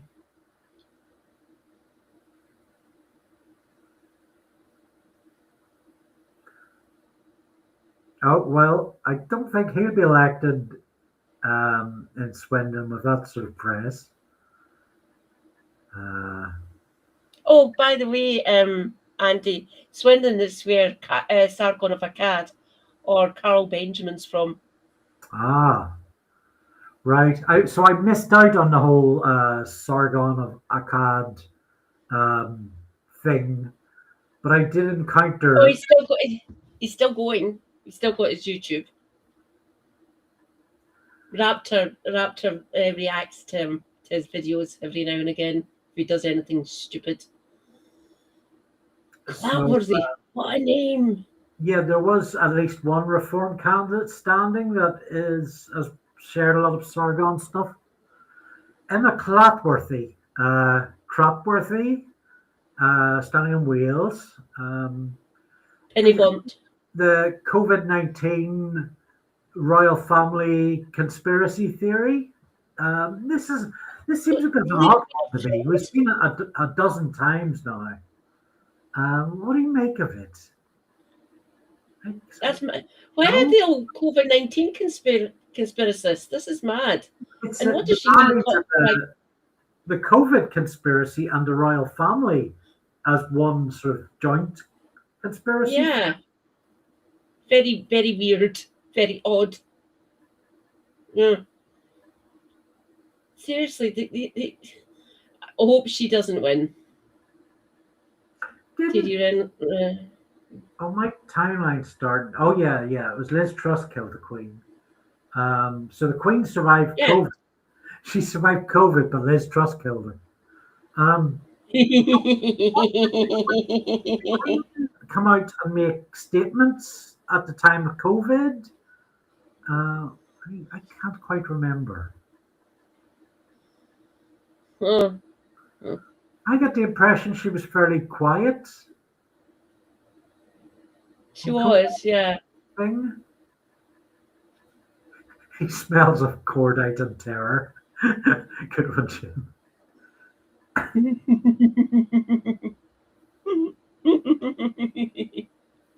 Funny.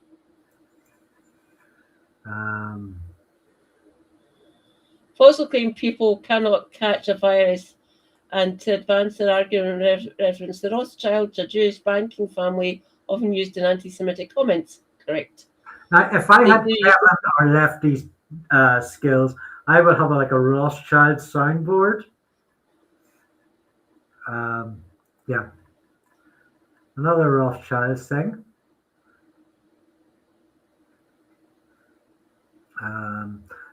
The problem we have is people have been brainwashed and programmed since they started school. People are even rushing to get a vaccine that can kill them just to go back to the norm. The monarch needs to go. She's not our queen, never has been. She's a fraud, comma. They're all German decent. Oh, she meant the right descent. Descent, yeah. German descent. They're all German decent. I take issue with Okay. but they are of German descent, yes. We need to learn the correct processes to overthrow the monarch. Yeah, classy lady there is Emma Clapworthy. Bloody hell. Don't catch the clap. Bob Jones. Yep. Sandwell said Sandwell was, so the candidate for Sandwell says Sandwell was a horrible place to live now. Posted a picture attacking Zelensky. Likes porn sites on Facebook. Well, Bob, your secret's out, mate. Don't connect your Facebook accounts with porn sites. Keep them separate like I do. Shit. Let's see what weird. Oh, there's quite a few there. Bloody hell. Is that the Braless Society? Right. Okay. Actress. Is that Actress Pie? Okay, I have to. I really thought my interest was unhealthy, but I have to zoom in. Oh, Actress Pics. Okay. Scout once, Scout forever beside the Braless Society. Okay, that's an odd sort of juxtaposition.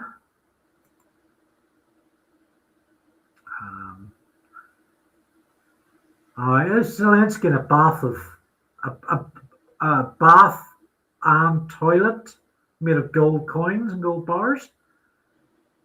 Yeah, I think that might have backfired on him, that image, because it looks like, wouldn't you want to have all that? Like you trade that for lots of proper money.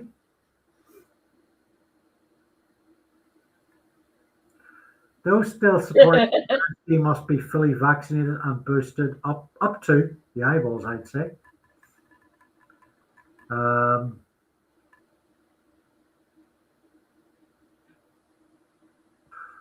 Fucking hell. Can we take a wee break from this, Katie, and chat about happier stuff?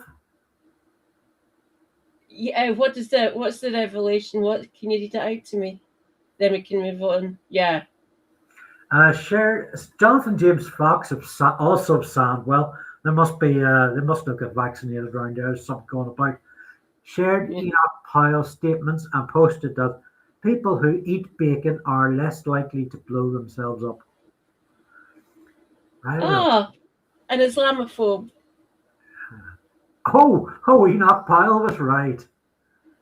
Yeah. Nut job.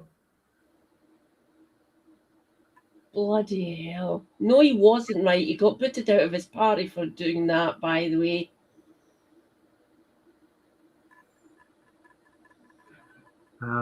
Yeah, fuck it. I'm taking 10 minutes away from this.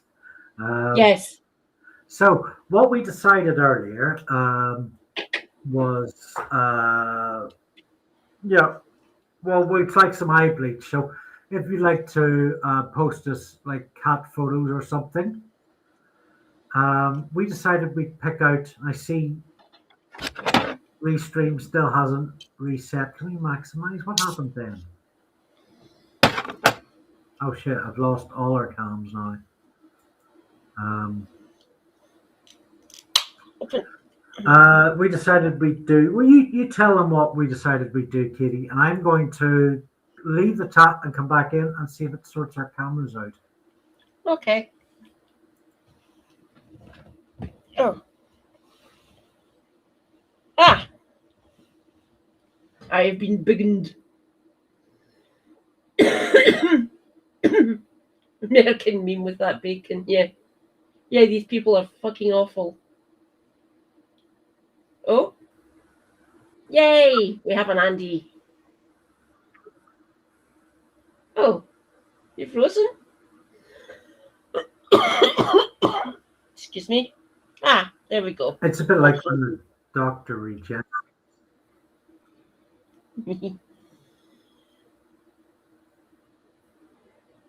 I feel like I feel like it's Star Trek and I'm caught in the transporter beam and my molecules might not rematerialize. Hello, I'm back. Oh, God, how long have we been going for? Fucking hell. 3.5 hours. Yeah, I've regenerated. I love that comment from Omaha. Nigel's face is a rictus grin when he has to shake hands with the poors. Correct. Yeah. I have my list here of politicians that I like. Ah, yes. I'm trying to think of who else I like in there. I like Ian Blackford. I thought he was quite. Oh, I'm getting a message he to was reload. brilliant. Let's see. The professionalism astounds. Thank you, Omaha. Hopefully some of the. I would hope none of them get elected, but the polling for certain areas down in England is they might actually win control of some councils, which is fucking terrifying. Ow. I need to stretch my legs again. Oh, that's better. Oh, my poor nose.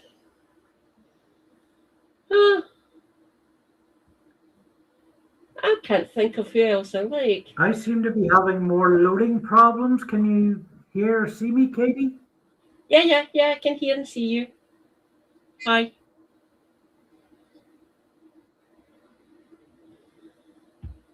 Then move over a bit. There we go. I'm on camera now.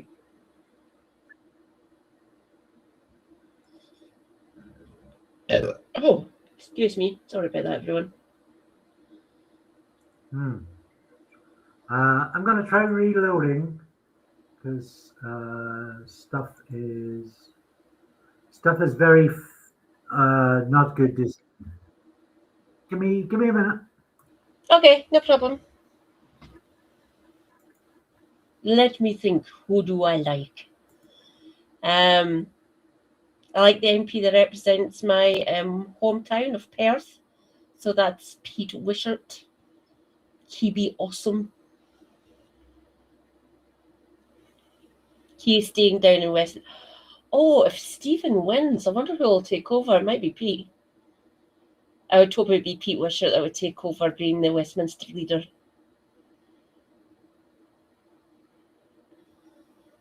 That means there's going to be a by-election in Aberdeen North. Hello. Hello. Oh, hello. Yay. You're back in sync now. You were out of sync the last. Don't let the lettering fool you. This is non-Coca-Cola cola. Yay. Oh, cola. From Spar. Known as Eurospar. Right. I can't think if we've got a Spar up here anymore. Some comments.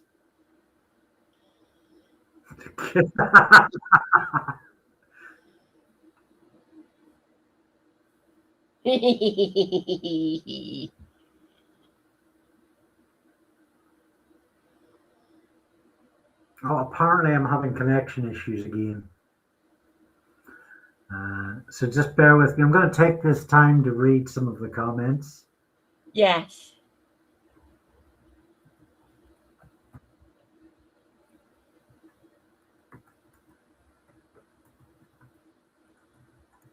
Let's have one, right.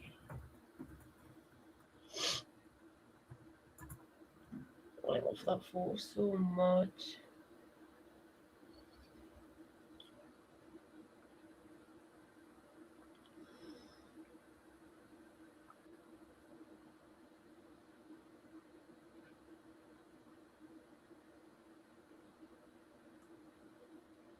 See you later, Jim. Bye. Catch you later. My eyes are watering. Fuck. Try to think who else like in there. Ian Lavery, Love Geordie. He's awesome. Praise be Ian Lavery. I like Tricka as well. Tricka's mostly decent. He's still got the Labour Whip though. Oh, Andy Liss.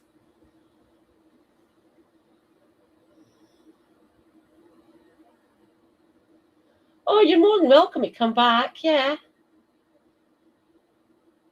Of course. We can talk about other things if you like. I assume you've still got the link to get back into the room. We are currently Andy-less because internet connection issues. Hopefully you'll be back in a second. Feel free to put who your favourite MP is or politician. Oh. Yay! Let's see. We have an Andy. So I got the connection issue No problem. Reload notifications. So we'll see. We'll see. I think if this happens again, I will come back in just to say goodnight. Oh, cool.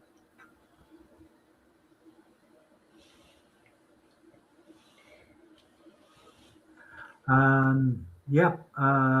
Catch me up. What's been happening in chat? A few people off to bed. A couple of Burks is coming back. Yay. Oh, coming back to join us on cam. Yeah. Oh, brilliant. Yeah. Hannah.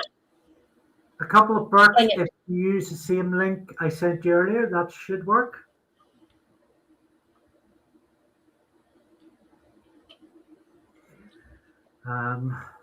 Yeah, I was going to do a list of politicians I like, and then I'm looking at the list, and there's only two that I didn't mention earlier, and they're both. One of them is like really contentious, and I too near what we've been talking about.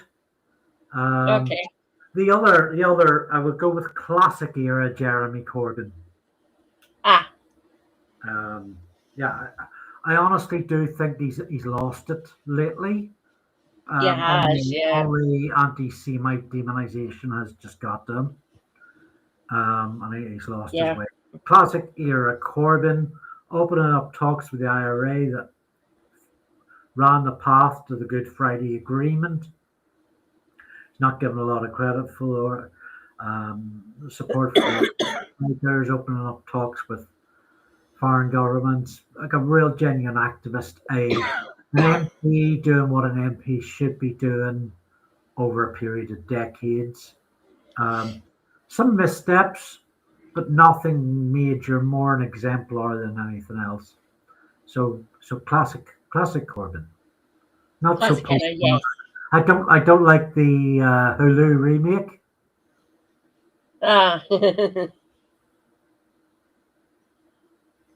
It's a shame what's happened to him.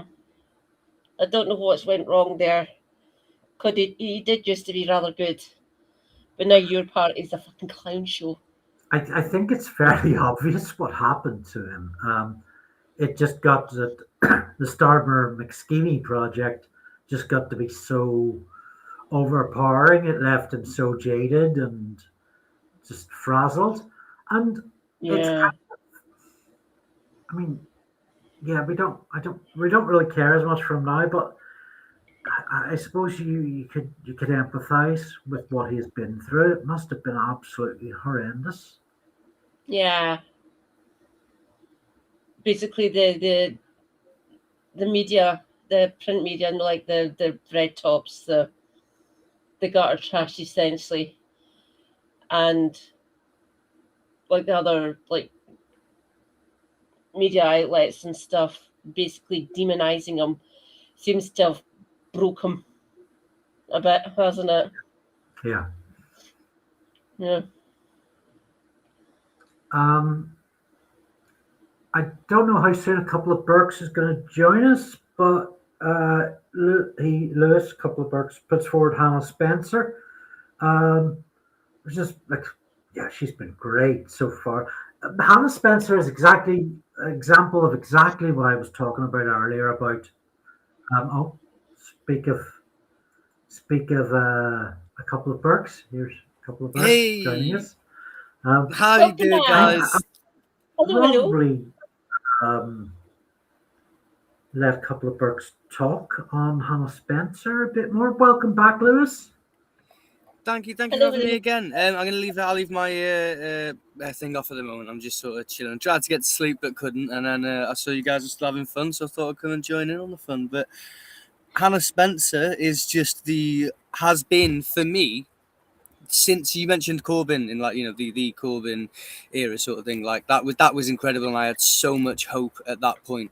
And the mainstream media Same and everyone here. else just took it away from me until recently. I mean, Zach and Hannah Spencer particularly, they've given me a serious shot of hopium, and I really thank them for it. I think they're doing fantastic work. Yeah. It's great to see, isn't it? In here, Right. though, like excited about politics. What? That never happens in the UK. We're British. We don't get excited about politics. So now, hello. I Yes, think yeah, really well, I think you've really given me a lot of epitomizes that sort of optimism that that we don't really see. Hannah proved that it could be done.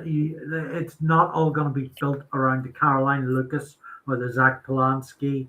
That door can be opened and those positive narratives can come flying through, and that many of the Green candidates and party members have those own fantastic stories to tell.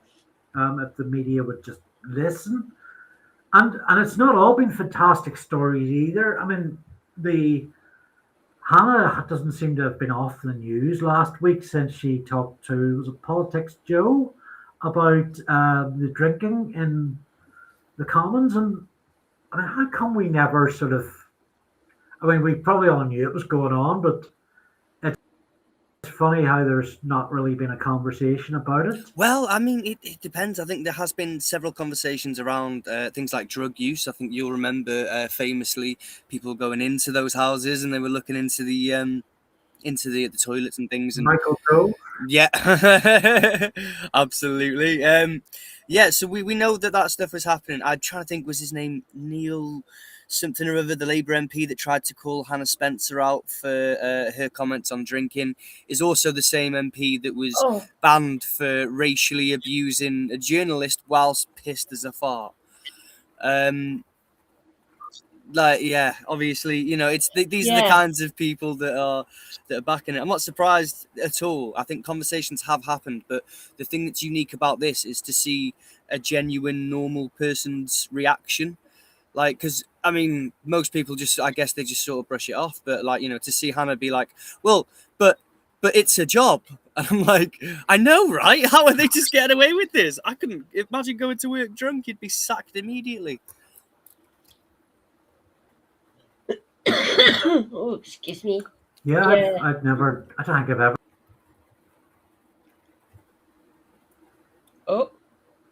Oh dear. Oh, but it's frozen in a way that he looks just like the Thinker, the statue. Yeah. Oh my God. Yeah. That's clever. You should get a screen grab of him deep in thought there. Oh God. Oh. Bless him. Well, I knew I'll as do well. what- He said that if it happened again, he might drop off, which is that's a shame. But yeah. Oh, internet troubles, eh? And I thought it was bad here in Wales.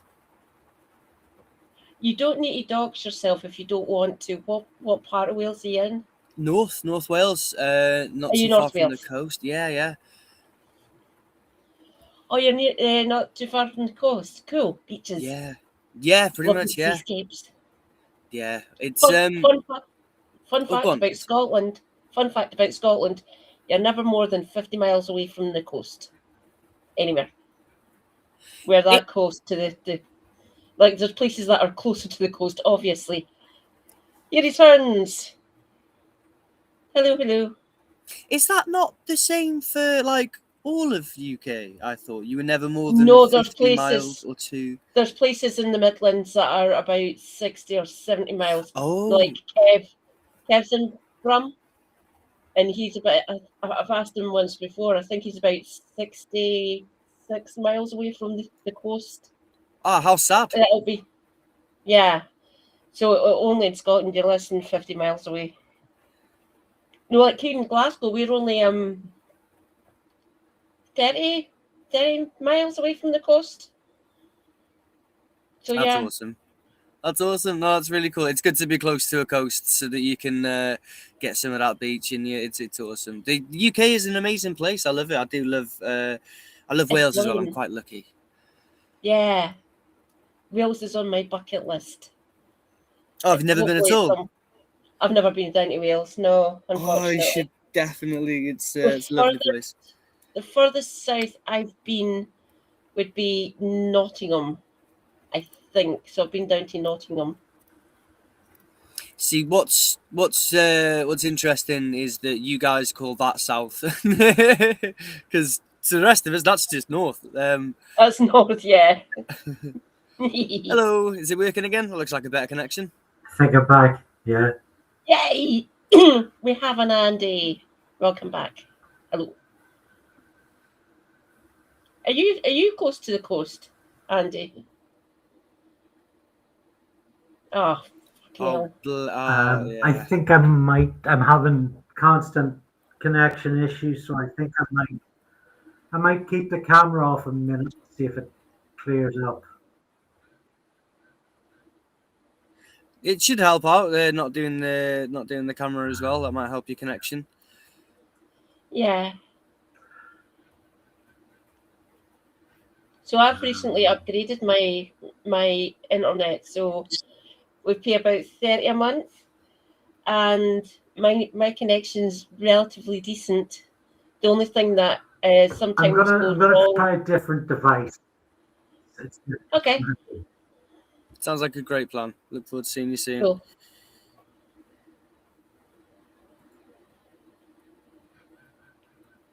Are you hopeful for the Senate elections? Yes, yeah, I am. To be fair, and I think as well that overall as well with the with the way that Wales is looking in terms of like voter intention and everything else, we're kind of on a knife's edge over it. So I am hopeful as always. I'm always hopeful. Well, I gotta have a bit of hope, haven't you? Yes. But at the same time, it's interesting times for everyone.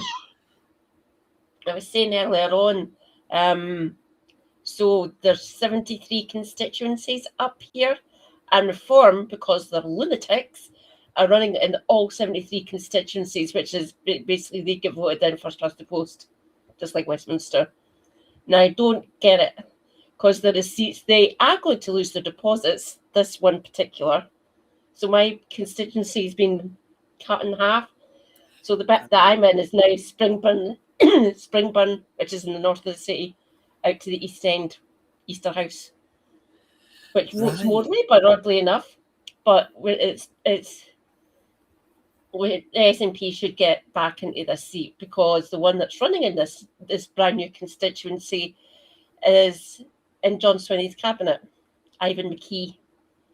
So hopefully he should win.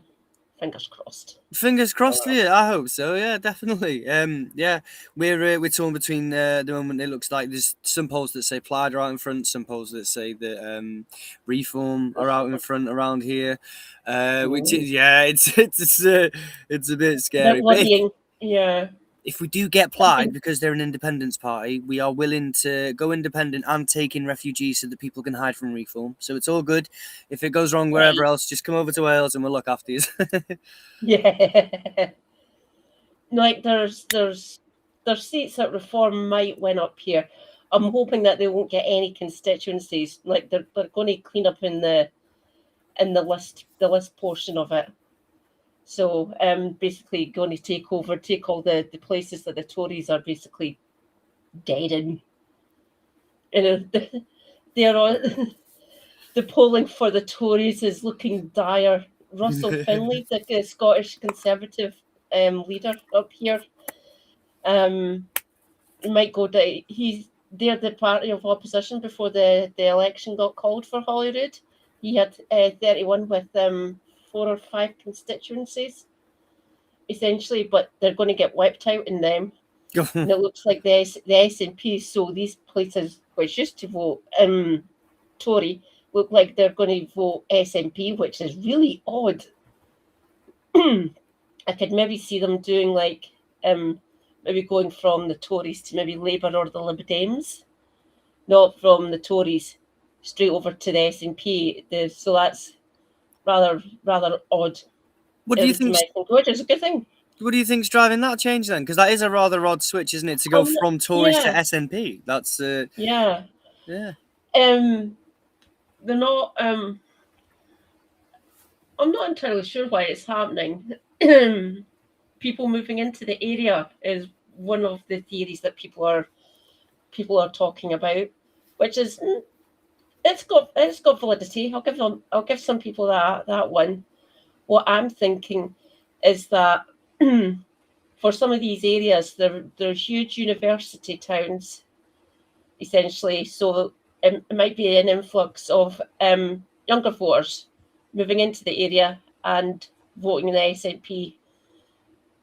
So that's my theory, essentially. I don't know how I would go about proving it, though. But no, I mean, it's fair enough. Yeah. It seems reasonable based in logic, I guess. It's yeah, it is a hell of it's a pole opposite shift, isn't it? To go from like we've got a similar situation in Wales, obviously, but instead of going from Tory to SNP, it's gone from Labour to Plaid or Reform, but mostly, you know, the vote projections put either or in front. But it's God, I can't wait for these elections to be over already. Honestly, I feel like these are some of the biggest ones we've had to live through. It's one or the other, isn't it? These are quite, you know. Yeah. I'm willing to learn the lingo. Lots of hills in Wales. Not so wheelchair friendly, but there's also lots of flat places. We've got lots of coastal areas that are, so it'd be sweet. Yeah. So does it look like you might get? Does it look like you might get like a couple of Plaid for right? The voting system that you've went for and that they went for in Wales looks mad to me. It's difficult. Farmers tried to explain it to me as well. It's like, I sat down with Specs and we went through it, and I really thought I got it, and then now I'm like, I'm not so sure. But from what I understand, it does seem like it's honestly more representational voting, but we sort of lose the second vote as well, because we were, you know, at least with first past the post, we were picking the party, the person, and then, you know, but we're kind of sort of losing out on that now. But it does seem more representational. And first past the post has always been a massive pet hate of mine, because if everybody in Wales voted for Plaid, if everybody in Northern Ireland voted for the DUP, and if everybody in Scotland voted for the SNP, we still wouldn't have as many seats as England have. And it's, you know, it's weighted against us that way. So I am definitely up for more representational voting. I tried to understand the maths and the formula behind the new system, and I still don't get it, but I will get there. Still having issues with Andy. It's a bit of a shame. Around the back of that spun the dino, but it's... Oh, damn. Spun the dynamo. What you need to do is you need to start feeding the hamster more, the hamster that spins the wheel inside your monitor.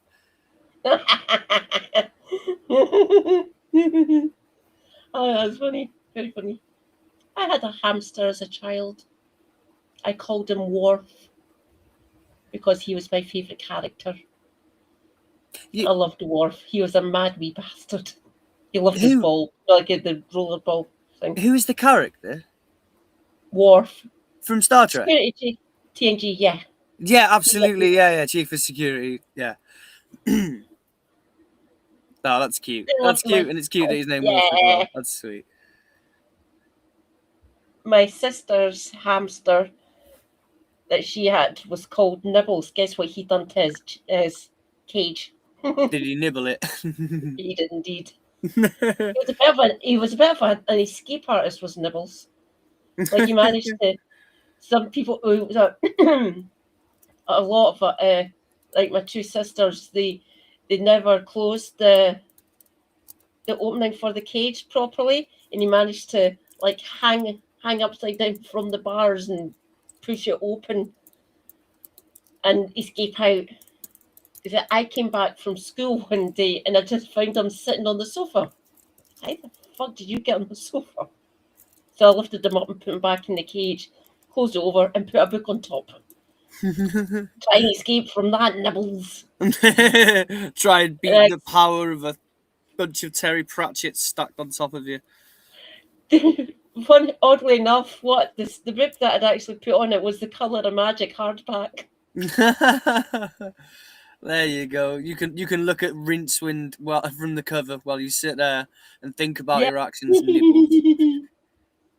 So I got home from school early because I'm disabled, and I got a minibus back. So I got picked up in the morning and dropped off at night after school. So I was the one. So I got in before everyone, even Mum, because she had to go out and work. So I got in first, and it was. I explained that to my sister when she came back in. Nibbles escaped again. Found him on the sofa. How the fuck did he get on the sofa? Is that why that book's in the cage now? Yes, try and escape from there. Yeah. Chat then saying you need a voting system that is based on von Neumann Morgenstern unity theorem. I have no idea what I just said. What was that? I will need to be elaborated on. Hey, back. Yay, we Please have an elaborate, Andy. Hello, I'm back, sort of, for now. Yeah. But It's I'm funny not just sure how having long it's seen going. me.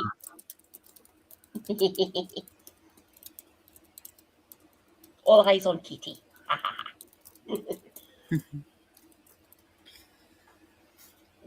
It's Hey, there you go. I'm not sure if I have the energy to go back and finish that reform dossier. It takes a lot out, doesn't it? Just leave it.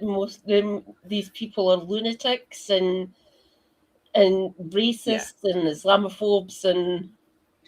Without having read the end of it, I can almost guarantee that everything that Kate just said then is exactly what it says at the end. Any one of them, pick them. Racist, misogynistic, homophobe. Yeah.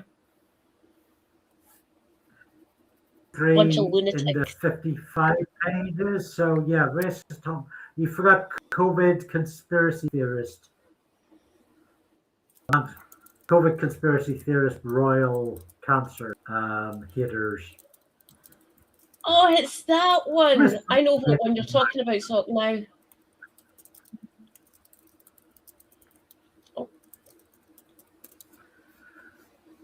My laptop keeps on wanting to go to sleep.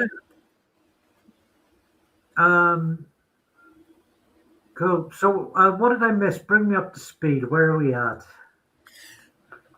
We kind of covered the change in the system with the Senate and stuff. Well, not just with the Senate, but Welsh voting and how that's working. It's supposedly more proportional now, but I don't understand the formula behind it. It seems to work, and I trust Specs Bean Farmer. He spent a bit of time explaining it to me, and I'm gonna say that he's right. He's not in favour of it too much, but it does sound a lot more representational, which is what we need. It does. Because first past the post electoral system just isn't really doing anything for anyone anymore, or ever did really, and I think that was kind of the point. None of the main parties, and the one that's waiting in the wings at the next general election that we were talking about tonight, none of them are going to get at the first past the post for Westminster. None of them. It favours them too much. So don't hold your breath about having any electoral reform, essentially. Like, I like my additional member system. It works quite well. Don't get me wrong, the constituencies are still first past the post, which is fucking garbage. But it's looking favourable for the SNP. Rejoice. 67 seats, apparently, as of the last poll. Take that, unionist parties. Ha ha ha. I will be covering it on Thursday night. I'll be covering the locals. I might bring in Jim for that to talk about while we're going through the results. I wanted to ask about this, not just as a way to sort of have everybody pimp their stuff, but because next week is next week and it's pretty high, everybody is planning on covering that. So, I mean, Katie first, I'm quite cross at you for sleeping on camera. We'll not get into it now. We'll have that fight later in the car where the children can't hear us. But so bear in mind, you should only be streaming 4 days a week, but next week is special. Like, what are your plans again? So, do you if he's available, I might bring him in for the local Scottish, obviously, and having an English perspective on what's happening in the councils would be a good idea for me. So Thursday night, I'll try to. Oh God, I don't know how long the results are going to take, because it is over 5,000 fucking councillors that are getting elected in. Yeah. So that might take a while. But on Friday morning, I'll see how I'm feeling actually on Thursday, if I'm going to cover the locals or not. But Friday morning, without a doubt, I will be streaming for the election results. So the count starts on Friday morning at 9 a.m. here. And we should be expecting the first result around lunch-ish. So 12-ish, 12 or 1 p.m. essentially. It's going to be this So I will be barrage of information. Just going to be overwhelming. Right in your face. It's going to take so I might be streaming for most of the day for that one. But is that a good idea? Because then, when's that? Friday, Thursday? So the English locals, well, in the minute the polls close at 10 p.m, they'll be getting counted straight away, essentially. So we should have most of them by the time they start the count for Holyrood on Friday morning. Yeah, I guess it's about trade-off. Like, if you plan on streaming, you're not streaming that night, and you might not be able to stream the next night. So it's about managing your body rhythms so that you can. I'm going to be taking. Number one, keep yourself healthy, and number two, cover what you want to cover the most by prioritizing those. So I reckon, based on what I've seen so far, you could probably stream through the daytime, sleep on stream through the night, and then wake up and just get right back to it. I'm so sorry. Bless you.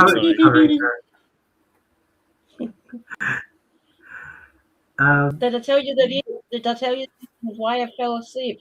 My oxygen levels had dipped down to 72%, which is holy shit, 72%. Oh my god! Oh, I'm so sorry. Now I feel awful for making a joke. Yeah. No, yeah, that is terrible. I had lots of surgery on my lungs. I've got I've had like quite serious lung problems. So yeah, I know that's a very serious number. Yeah, that's hospital number. No, I was rather naughty. I didn't tell my husband, and I didn't tell I knew I would have got a bollocking off my sister She's a community nurse, by the way, my younger sister. And when I Oh, relented, after I got better, I went and I told both of them. So I told him first. Then I texted my sister and she called me up straight away and started yelling at me. Yeah, there's I nothing think Well, that worse has than to be being. the first priority. Yeah, To do what you absolutely. can on that. Yeah. And besides, nobody wants to get told off by an older sibling or whatever sibling that actually Younger, knows what they're talking about. You're the older one, sorry. I'm the oldest. So Sorry, I've got two sisters. The middle one works for the TUC, and the younger one's the sister. The younger sister's the nurse. Let me So having tell your you about younger sister yelling at me is fun. contemporary streamers who are the shittiest ones are the ones who are dead. Yeah. So don't fucking die, please. I won't. Don't worry. So I'll be doing Sunday because award-winning Kerbalism. Oh, is she on? Is she on? I can't remember if she's on or not. Give me a minute. Oh, she's around. It's always fun. Is that NJ? It's LK? LK. It's Laura. Right. Laura. Right, yeah. Laura Kingsburg. There you go. Kingsburg. Lewis, a couple of perks. How do you plan to run next week? What's your anything special? Well, probably watch you guys and then steal all of your ideas just after. That's my first one. But no, I think honestly, it's just as we get a little bit closer to it, like in the couple of days building up to it, it's trying to learn as much as I can because I'm still quite new to this scene. And I'm still quite new to the whole, understanding how the political system really works and things. So it's going to be understanding the new voting system, focusing more on how it's changing in Wales, being a bit focused on Wales, and obviously with the importance of whether it's going to be reform or Plaid or whatever. It's quite a big, those are two very different parties. It's not just like Tories and Labour. It's, it's an independence party versus the mass deportation party. It's, it's it's going to be quite a serious one. I think that it'll be covering events after the election, and that just discussing the basics, the who's, the what's, the where's, and the whys, and then on the run up, and then probably like Friday or Saturday or whatever, talk about things that have happened and things that are coming in. Rejoice, everyone! Award-winning Kerbalism this morning. Guess who? Guess who's on it? Oh, not this. I can't believe. You know that. Heidi Alexander's on it. Nigel Farage. Yeah. No, Kemi. Whoever that is. She's also got Zach on. Heidi Alexander. I can't believe it's not Heidi Alexander. This time it is, apparently. I can't believe it's not. Yeah, she was sent out in one of Stammer's cock-ups and appeared on every single news broadcast the next day. Yeah. Yeah. All right. Who else? So there we go. Kemi Badenoff's on there. Yeah. Whoever that is. Can anyone tell me who that is? And Zach's on. Baby fascist. Baby fascist.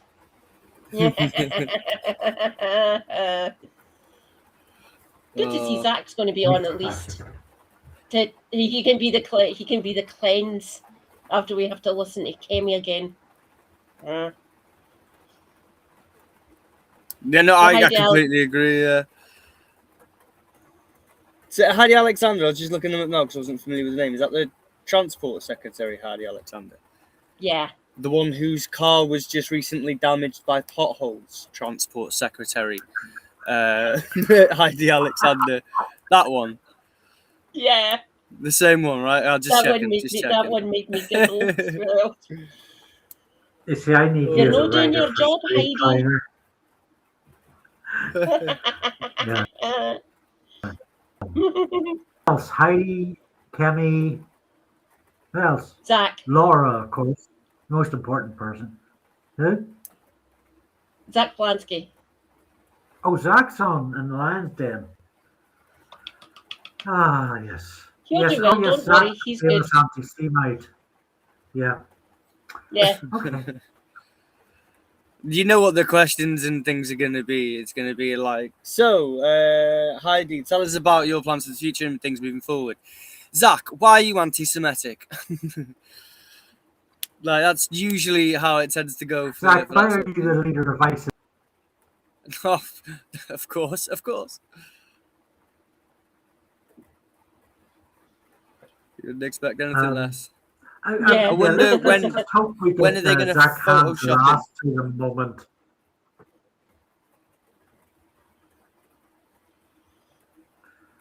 Oh, sorry, I think there was a bit of a delay there. That was my mistake. I'm sorry. No, I was genuinely pondering the question beyond humor in actual literal. Yeah. So next week I've got I've been doing the last couple of weeks. I've done my Sunday comic reviews back to back with Screen Cleaner on this live stream. So I think tomorrow. Oh, God. Oh dear. Oh dear, that is a shame. That is such a shame. And you go. Let's see what this is down to. Yeah, we've been going for 4 hours. Plug in. Oh dear, I was down to 35% on my phone. So I control my chat for my Twitch on my phone. Yes, of course. Yeah. No, yeah, that's cool. Don't worry. Easier. Yeah, it's always scary when your phone gets down to a low percentage. I'm like, oh, get it charged up now. Christ. That is bad, isn't it, Elron? Hey. Andy?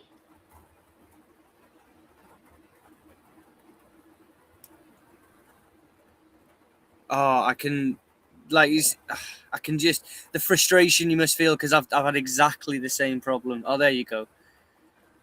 Yay! We have an Andy back. Hello, Andy. Oh.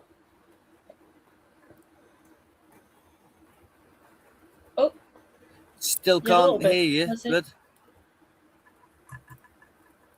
Rematerializing soon. There you go. And the quality cleared up. You look like you've been beamed in on a transporter. Yeah, I was just saying I've got some stuff for a bit more reading. I can record next week's Sunday comic. Oh, so gutted for him. I tell you what, is there is there a private chat? There is, yeah. What I might recommend is if you can get him to maybe put some of his what he was going to say in the private chat, and then you could plug what he was going to do next week and his upcoming stuff. So, maybe that might be more sustainable. Oh. Hey, you're back! Quick! Oh, shit! I don't know if any of what I just said could be heard. Almost none. So very sorry. Thanks. The world hates me. I was just saying I've got my Sunday comics for next week read, but I want to read them again. So I will be doing that in the next day or two. I've got I'm mixing that. I've got a bunch of Screen Cleaner stuff that I'm ready for.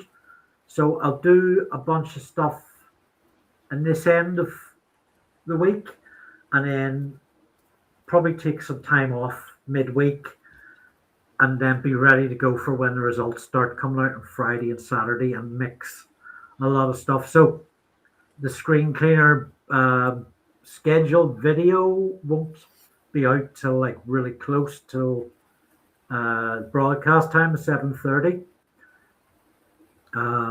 because I'll be leaving things so near the announcement of the election results. Yeah.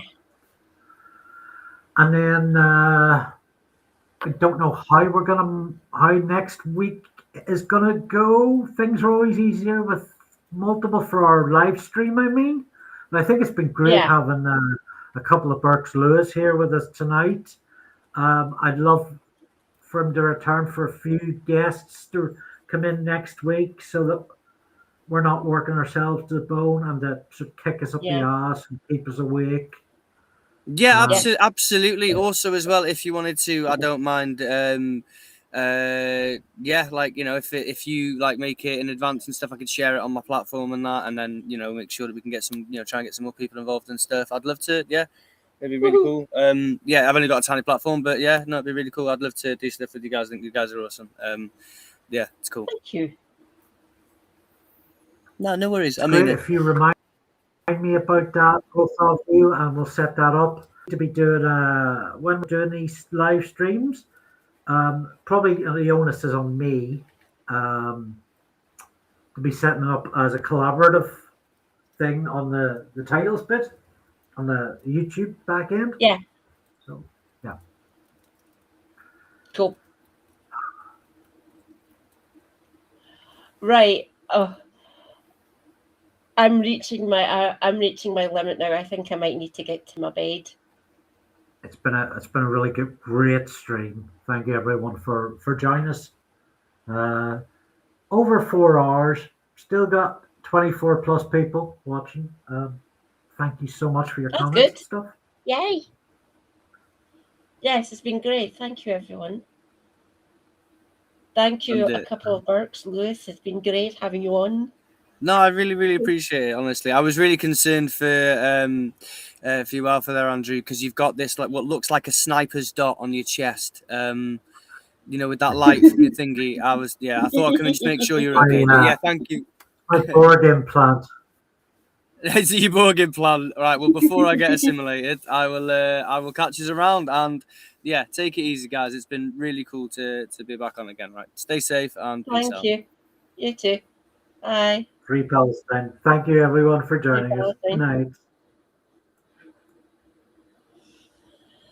All right. Oh God. I was going to carry on my own stream and maybe cover some more news topics, but I'm knackered.